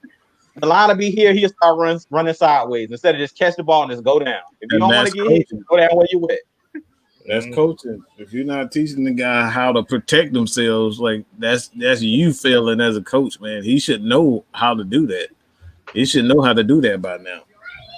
So do you think the coaches work more so with Gage on that aspect than Ridley? I think they focus on route running. You can tell that they only focus on route running and not protecting themselves and the fundamentals. You can tell just by how the lack of blocking from Gage. You don't see Gage putting down. He big blocks. He's all these guys just route running. You just tell by the lack of physicality. That's all they care about is route running, and that's actually I think that goes into the offensive coordinator Dirk Cutter. If that's something that you look at a guy like Gary Kubiak, his receivers are going to have to learn how to block. You're not playing in his offense if you don't know how to block. So that right there, tell me that's all offensive coordinator. If your wide receivers aren't laying down these crackback blocks. So like Julio, you can tell that he's been trained previously. Yes. His physicality. Like you said, you've seen several plays this last week. Like he put Trey Hendricks on it last week, a couple of weeks ago. He just put him on his ass. That's something that he's been working on. They don't work on this type of stuff. And yes, J Rock, I'm finna do it. Yeah, like I said, this the last Falcon show. Yes, former friend, we are talking to Yo podcast. Hey man, I hope I never see that dude ever again, man. I just don't want to see him ever.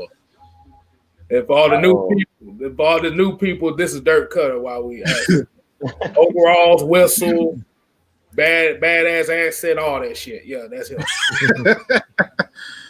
Now, enjoy my world. She wanted to know what are our thoughts on Oliver and Judge and enjoy my world.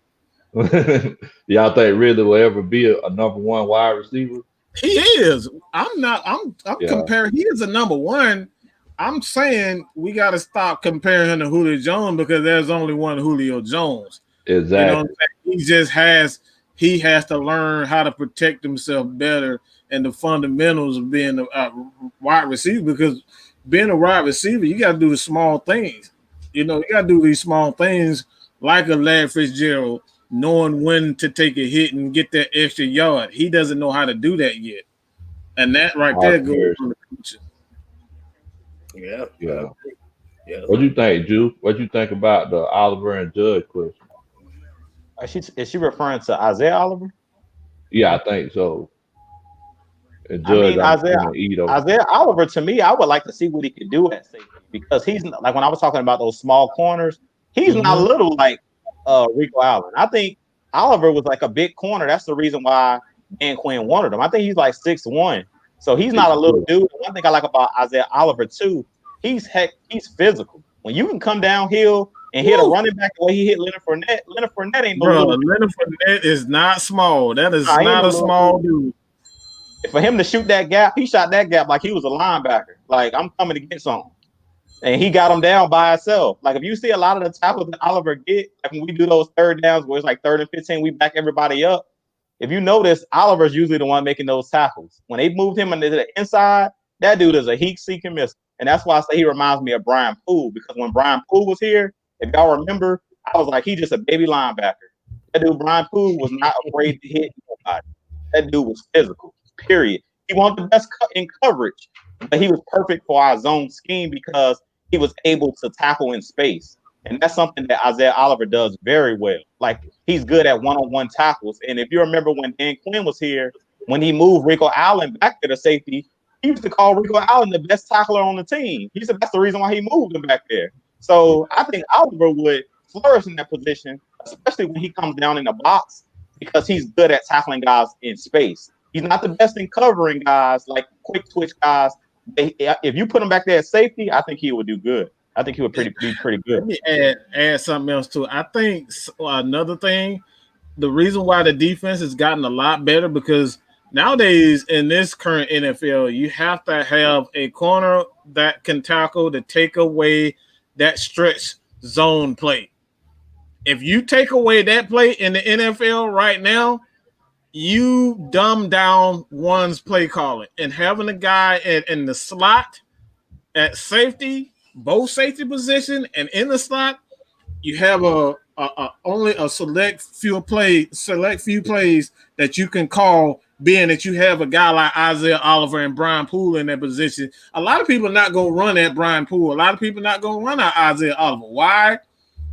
Because you're going to have to either widen it or run directly into the linebackers. And not everybody want to run into a Fourier and Deion Jones. And they damn sure don't want to go too wide because you're going to run into Keanu Neal. So you're going to run certain plays. So I think you got something there. I think you really do have something there as far as like putting Isaiah Oliver in that safety position.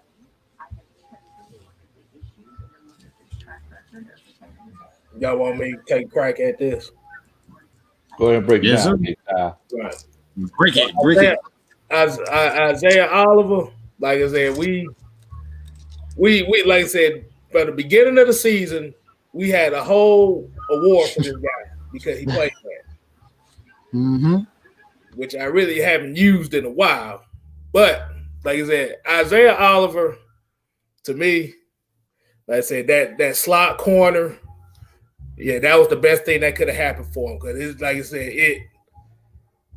you take away from him relying on the free safeties all the time. Rico can't cover worth a damn, and KZ can't either. Let's just be real.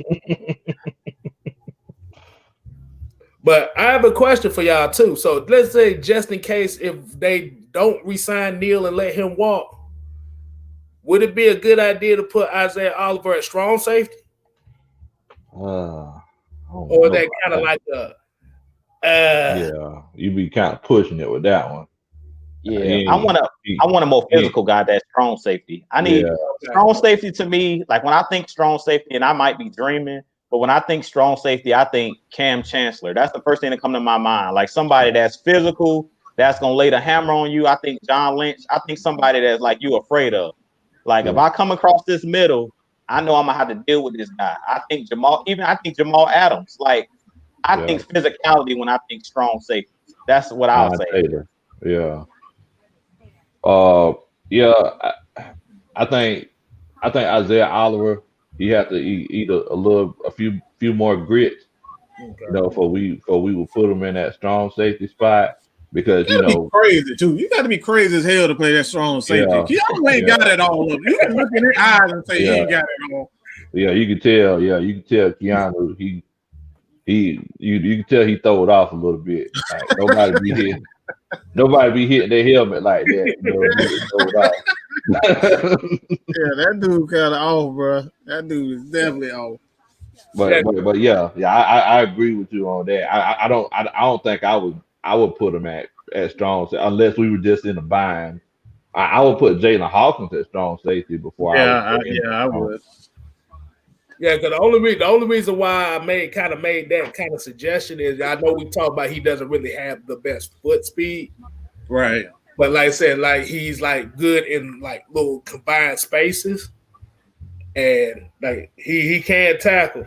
I know like with Kiki is the he's the click clack guy of the defense. I know that you definitely need one of those. But I'm just saying as far as if they don't resign him. Because like you said, I'm scared of that dude, man. I'm scared of that dude. That's one dude you can just, like I said, you can look at his eyes and tell he ain't got it all. That dude will run into a wall and won't care. He will not care. I'm good. Keanu is liable to knock himself out of the game. That's how Keanu He one of those. That's what I want out of my. I want that out of my safety. How many times have we seen Keanu Neal knock his own play out the game? Knock his out, yeah, man. At least 6 times this year. Yeah. But just on the second half of her question about will really ever be a number one, yes, like I said, his game he has to expand his range as far as being a receiver, not just route running and catching the ball. Right. He has to know how to block. He has to, like I said, he has to know how to run routes and spaces to where he can get other guys open as well. He can't just can't be in the sideline running flag routes and outside hitches all game. Yeah, absolutely. Y'all talk about like the mentality of that strong safety. whenever I was coaching football. I don't know if y'all know, like there's a drill that you go through where you have like the thing that's probably about 3 feet off the ground with the bars, make sure that people stay low. So so I had guys shooting the gap, through that, make sure that they stay low, keep that low center of gravity, right? So I had this kid, real passionate kid and everything. Luckily they had the helmets on, thank God, because I hate to know what would have happened. But this kid, he never would stay low. So after practice, I had him shooting the gap, come through, chopping his feet and shoot the gap coming through. He came through that one time and his helmet was high. You already know. That kid came through that one time, his helmet was high. He tore that thing up. Boom!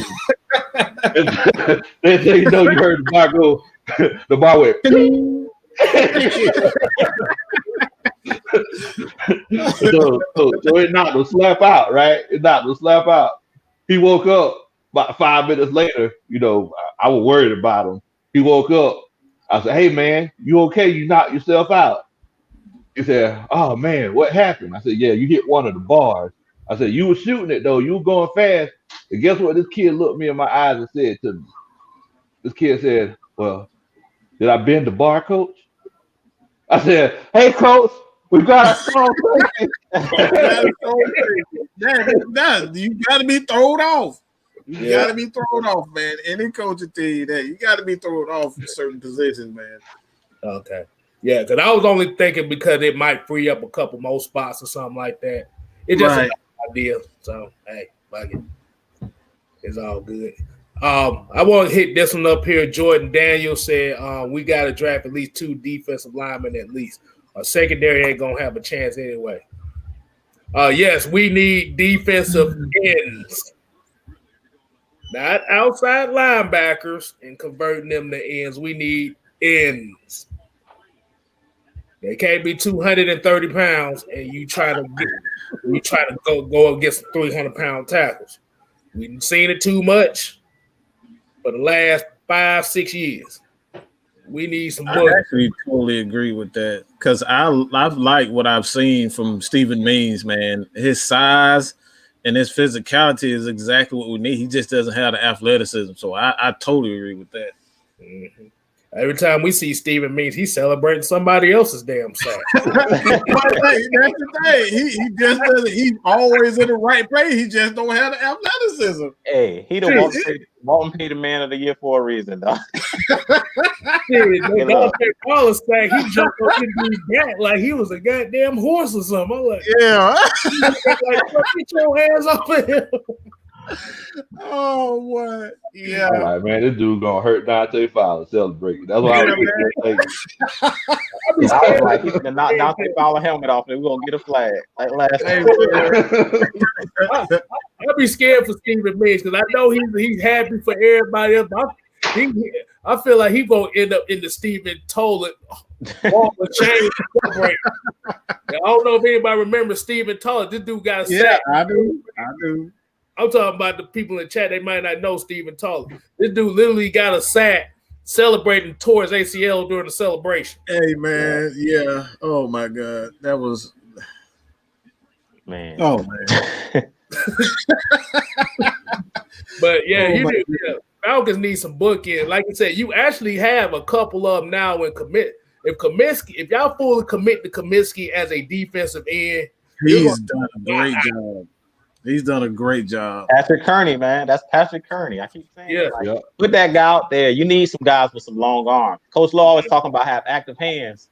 But if your arm's short, most of them guys that's playing on that outside, them right and left tackles, them guys are tall and long arms. So unless you Elvis Dumerville, like he was like one of the smallest like pass rushers I actually seen that knew how to dip his shoulder and get around those long arm right and left tackles. But most of the time, you undersized and little, man, they're gonna throw you out the club.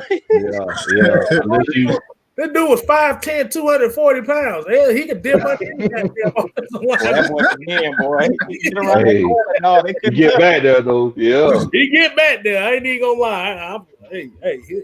He'll hit that goddamn swim dip move on your head. Hey, I mean You look at Grady, he's like a short, stubby kind of dude. That's why he fell so far. He's 6 feet. He barely 6 feet. But Grady, Grady, the first guy or one of the first two guys that I seen play linebacker from the defensive tackle position because he's legitimate to do this right here and go past somebody. That's it. But like I said, Grady needs help. Yeah. Yes. He needs help. They need a cleanup guy. Like I said, Kaminsky can be that cleanup guy, but he has to get more snaps. Yeah. I still believe they need what I've seen today. I think they have enough on the defensive as defensive ends, but I still think they need another running mate to go besides Grady Jarrett, man. Like something is telling me, yeah, I'm cool with a defensive end, but he needs help with that defensive tackle position because we saw today that it was nothing when he went out. It was absolutely nothing coming from that defensive tackle position. We need to address that position because only thing Tyler Davidson is good for is just standing there. That's it. What he's good for. That's it. Face eater, yeah. And I say, if you're not running a 3-4, Tyler Davidson is not the defensive tackle you need. Yeah. Now, did Deidre get any run time? No, Deidre ain't get none either. Inactive, of course, yeah. Of course, with the equipment.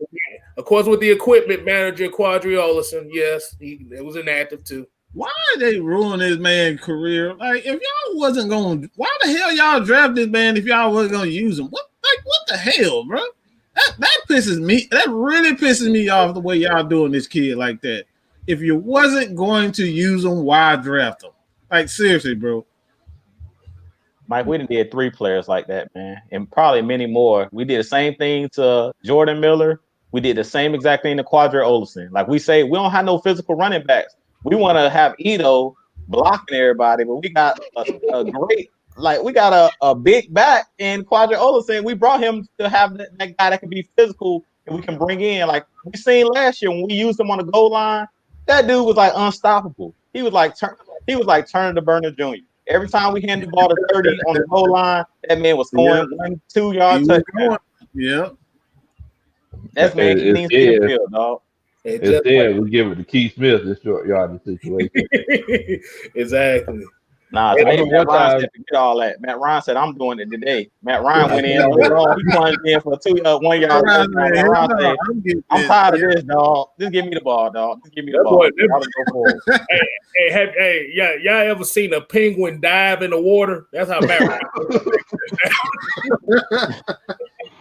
Man, I remember one time Ito Smith was pass blocking for Matt Ryan, and the defensive end, shrugged them off. And because right now during COVID, you can pretty much hear everything the player's saying. I could have swore I heard that guy said, "Who threw that piece of paper at me?" Wow. Man. Oh, no. Yeah. Like I said, but that also comes with the nature of what this team needs, though. You got to be physical. Don't know. Oh, at every position you have to be physical. And Jamel said they don't think Ridley's ready for that number 1 spot. Jamel, I think you're being spoiled by Julio Jones. Like, this is the first time we've seen a guy like Julio, and if you have an older brother, your older brother's a millionaire and drives a Rolls Royce and Phantoms and everything like that, and you're over here making $200,000 a year, don't feel bad about yourself. You still do. You still doing good for you. We've never seen a receiver like that. We've never in the history of the game saw an animal like this. Dude can. I've seen him run over and run through linebackers, safeties. Don't matter who you put it at. Julio is an absolute beast. So you can't compare Calvin Ridley to Julio because, like I said, it's not fair to Calvin because, like I said, man, we go from Roddy. We've been spoiled as an organization for receivers, man. We've had some great receivers, a great tight end, and Tony Gonzalez, a great quarterback in Matt Ryan. Most exciting I think the most exciting quarterback I've ever seen in the history of the game, and Michael Vick. We've been spoiled, so we gotta stop with these unrealistic expectations for players, man. Even centers, Mike. We had some of the greatest centers play too. Todd McClure was a great center, and then go right to Alex Mack. So Hennessy got some big shoes to fill, dog. Yeah, man. Yeah, we spoiled. We spoiled, man. But that's the reason why I'm glad they didn't trade Alex Mack during the trade deadline, like everybody wanted them to. Like I said, he still needed some of that mentorship right there. He needed some of that right there, put in his brain. So I think we'd be good right there. But James Carpenter's ass need to go. Hey, I was preaching this since last season. He should have left out the door with Damon Brown. Hey, Damon Brown both should have been gone. His ass need to go. that left guard spot needs some help because, bro, in the last 4 games, I done seen 4 different linemen in that spot. Everything else has been solidified. Thank you. We got new subscribers. Thank you. What, Tampa Supreme? Whoa, man. Good. Thank you. Good gracious. I like that, man. We appreciate it. Tampa. I got a question for the chat too. Question for y'all. So at that left guard spot, what do y'all feel about Matt Gono? He played last week. What do y'all think about him possibly trying to be the permanent guard? I think he should. I told you that's my favorite player on the team right now. Yeah, I totally agree. I think he's perfect for that position, to be honest. Even if you want to put him at right guard and move Chris over, because Chris, like, he has some technical things to kind of work through in the offseason, but he can move over to left. He can move over to left guard. So, like, even Chris Lindstrom, man, he has enough athleticism. And if I'm not mistaken, I think he has played left guard before, so it wouldn't be a foreign concept for him. Like I said, it just has to clean up some technical issues. He'll just clean up some technical issues and footwork in the off season. That'd be nothing for him. But yeah, outside of that, yeah, he would just have. I think that'd be a good idea to have Gono and Chris Lindstrom switch, if not, if need be. And well, you know what though, because I really like Gono being that, because you have swing tackles. This dude is literally a swing offensive lineman because he done played every position for us.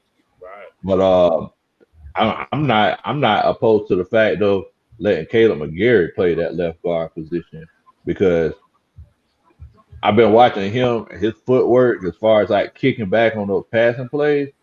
I watch him in those passing plays, and I watch him on the running plays. He's so much better run blocking. I believe he'll do better in a smaller space in the interior, and us getting even Gono playing right tackle, because Gono held his own. He played right tackle. I mean, either way, I definitely think Gono should be around for a while. I really like him. Well, remember, Gono held Joey Bosa to 1 tackle and had him playing in 2-point stance, which he doesn't do. Yep. Yeah. But before we get to you, Drew, I want to get to this $5 super chat right here by Reggie. He said, the Falcons will get cost for Julio's. What would be an acceptable offer? Hold up.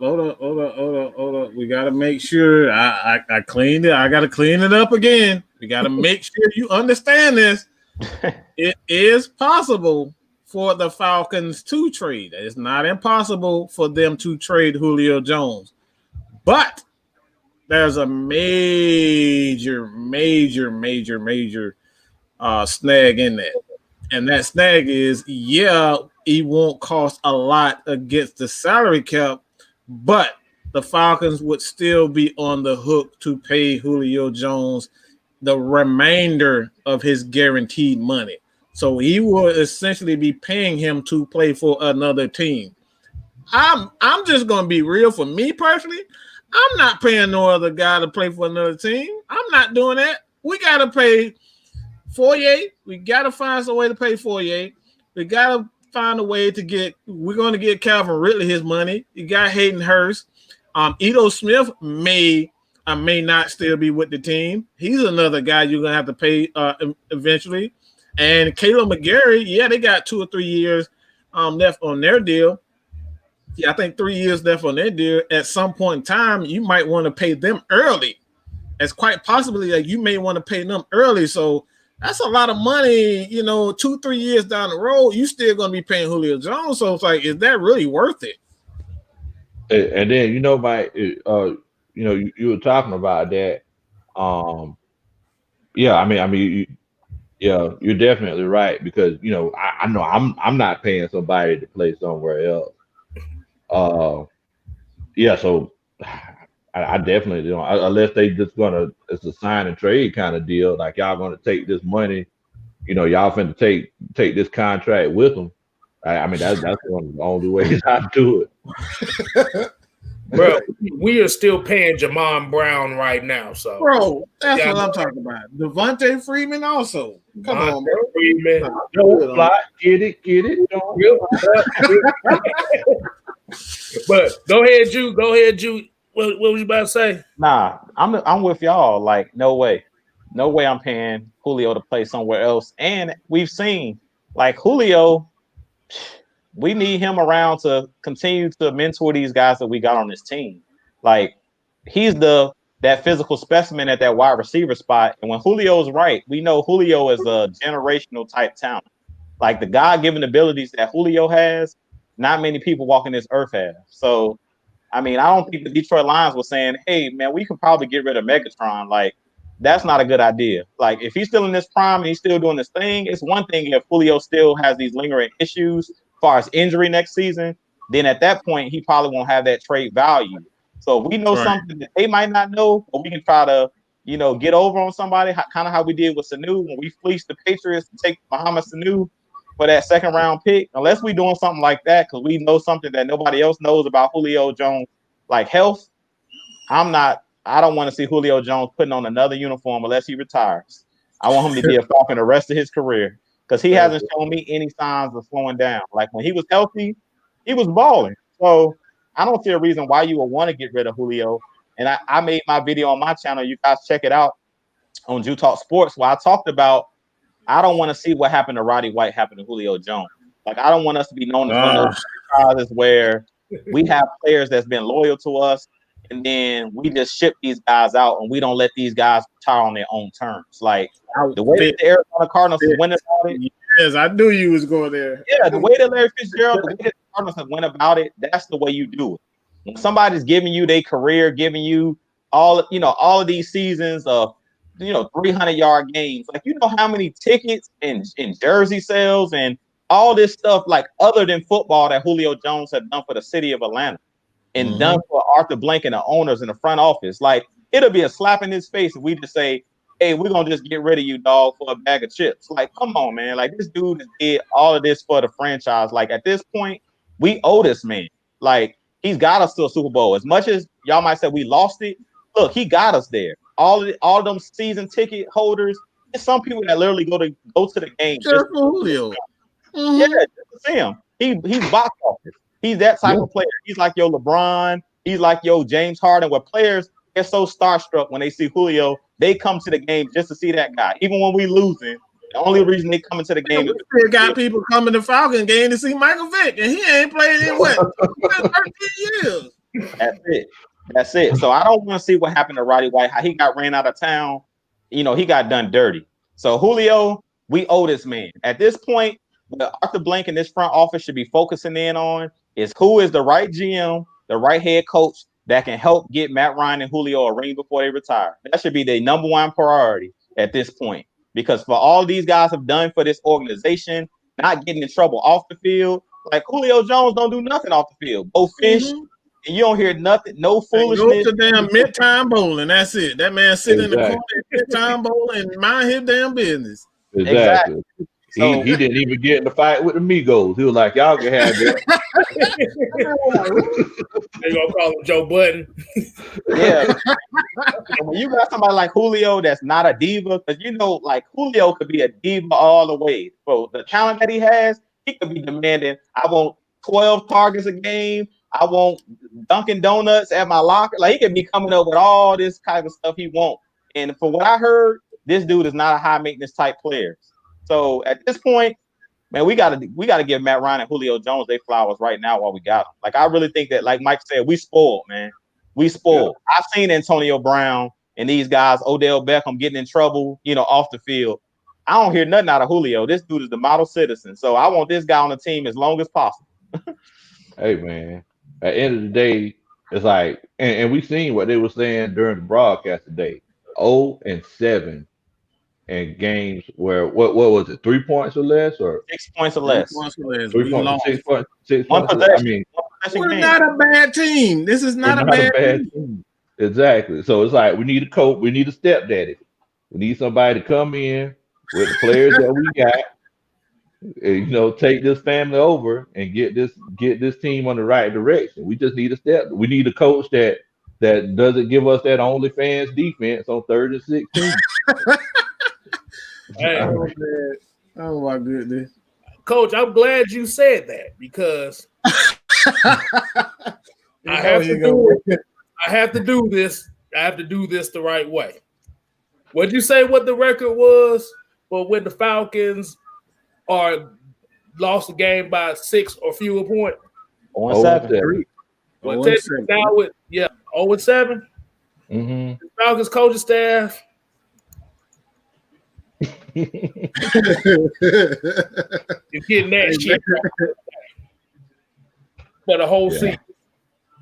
Because not only just for those situations like that, but you got basically you have an environment it's a toxic environment of players calling coaches out, coaches calling players out. We had to think about it. We 4-12, which means Raheem Morris won 4 games and lost 7. So that's not going to look good on his resume as far as a head coach. Dirk Cutter, you came up with the perfect game plan 16 weeks too late. Right. These running backs had more catches out the backfield this game than they had combined the last 4-5 games. Right, man. Somebody get Gary Kubiak on the phone. Hey, man, somebody. Hey, for real. Bro, they could get Coach Bo U or whoever. Kubiak would be I think he would be the absolute perfect person for this job, man. I really believe that. I think he wants to be in Atlanta, whether his son. So there's always that the transition period with it is, I think it'll definitely be a lot. It won't be as long because they've all, like Kyle Shanahan already came in, put the kind of foundation to it. So it's like it won't be a learning curve with it. They already know. They just have to figure out like what, Gary Kubiak or his son, they like to run. It's the exact same system, just different wrinkles. Kyle Shanahan likes to use a lot of bootleg and a lot of motion. Kubiak doesn't use as much. And I think, like I said, I think that'd be it'd really be a perfect match. Yeah, because we seen what Kubiak did with Peyton Manning in the twilight of his career.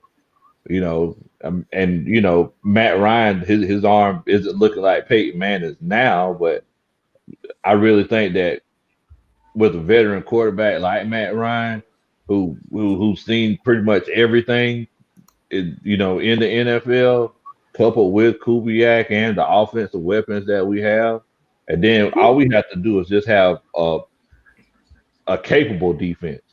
Playoff team all day, like 0-7, y'all. If we would have won won more than half of those games, we would have been in the playoff race. That's it. That's not a bad team. That's not a bad team. That's an unfortunate team. That's really what that.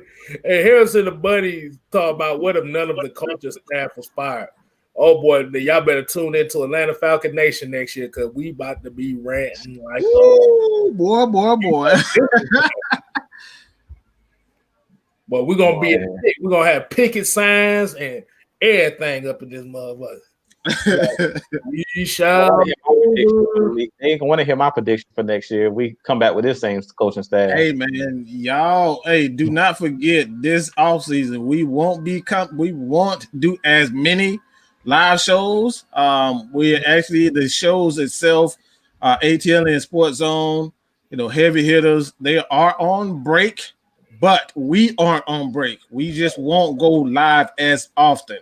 But if you have questions, leave your question on anyone's video so we can make videos, or we can even decide to do a video based on your questions in the off season. So it's like we're not stopping. We're on season break. That's it. That's all it is. Exactly. So you guys make sure that you continue to plug those questions, continue to give us the comments under the video so we can get to these comments, because I want to get down to prospects. I want to talk about prospects. I want to talk about the head coaches.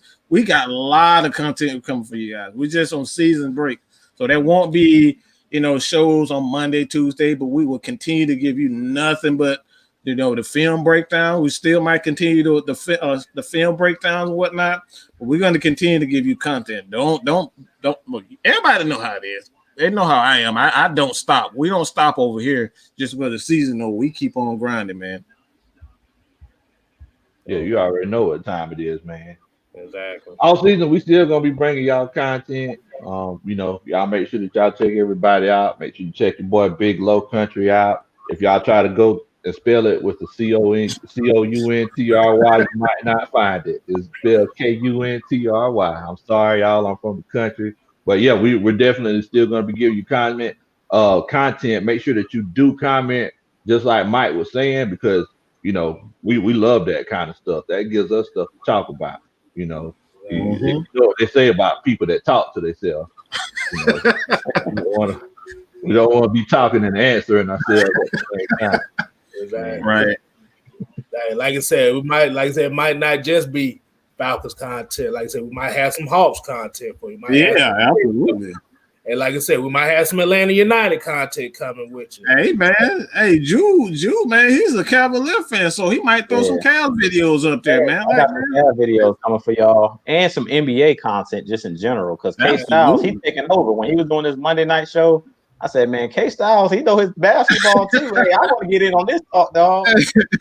Y'all make sure y'all sub my boy Kstylz, man. He just hit 100. He on this quest for 200. Y'all go ahead and hit that subscribe button, man. Kstylz know his stuff. Hey, NBA, whatever content y'all want, Kstylz got it.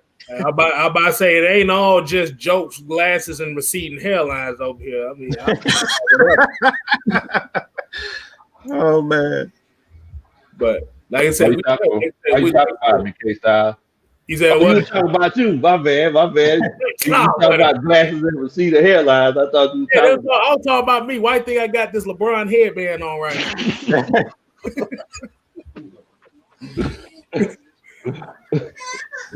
Hey, Mike, at least yours is straight across the middle. Hey, y'all ever seen them? It ain't that bad, I guess. Hey, you ever seen them Jet Li moves from back in the day when he had that hair that was like halfway like this? That's where I'm at right now. Hey. Oh, man. Hey, yeah, like I said, definitely we do the basketball talk. Everybody in here do the basketball talk. Everybody do Braves, whatever the hell they feel like it. Yeah, man. Just let you know it's gonna be something coming from you. So, what y'all got, fellas? I was just gonna say, y'all know we were talking about the receding hairline. Jew ain't say nothing. Y'all. Hey man, I'm still intact, baby. I'm still intact, baby. Even though I think they're gonna see the do-rag first, I'm still intact. Well, go ahead, the 360 waves on y'all ass. Yeah, man. Hey, kind of wave up. Juhat do not come on. Juhat does not come on. Don't even ask that question. Exactly. You just got a damn exclusive right there. Yeah, man. There you go, man. This is a classic. You gotta have the Atlanta Falcons all day. Exactly. All day, bro. All day.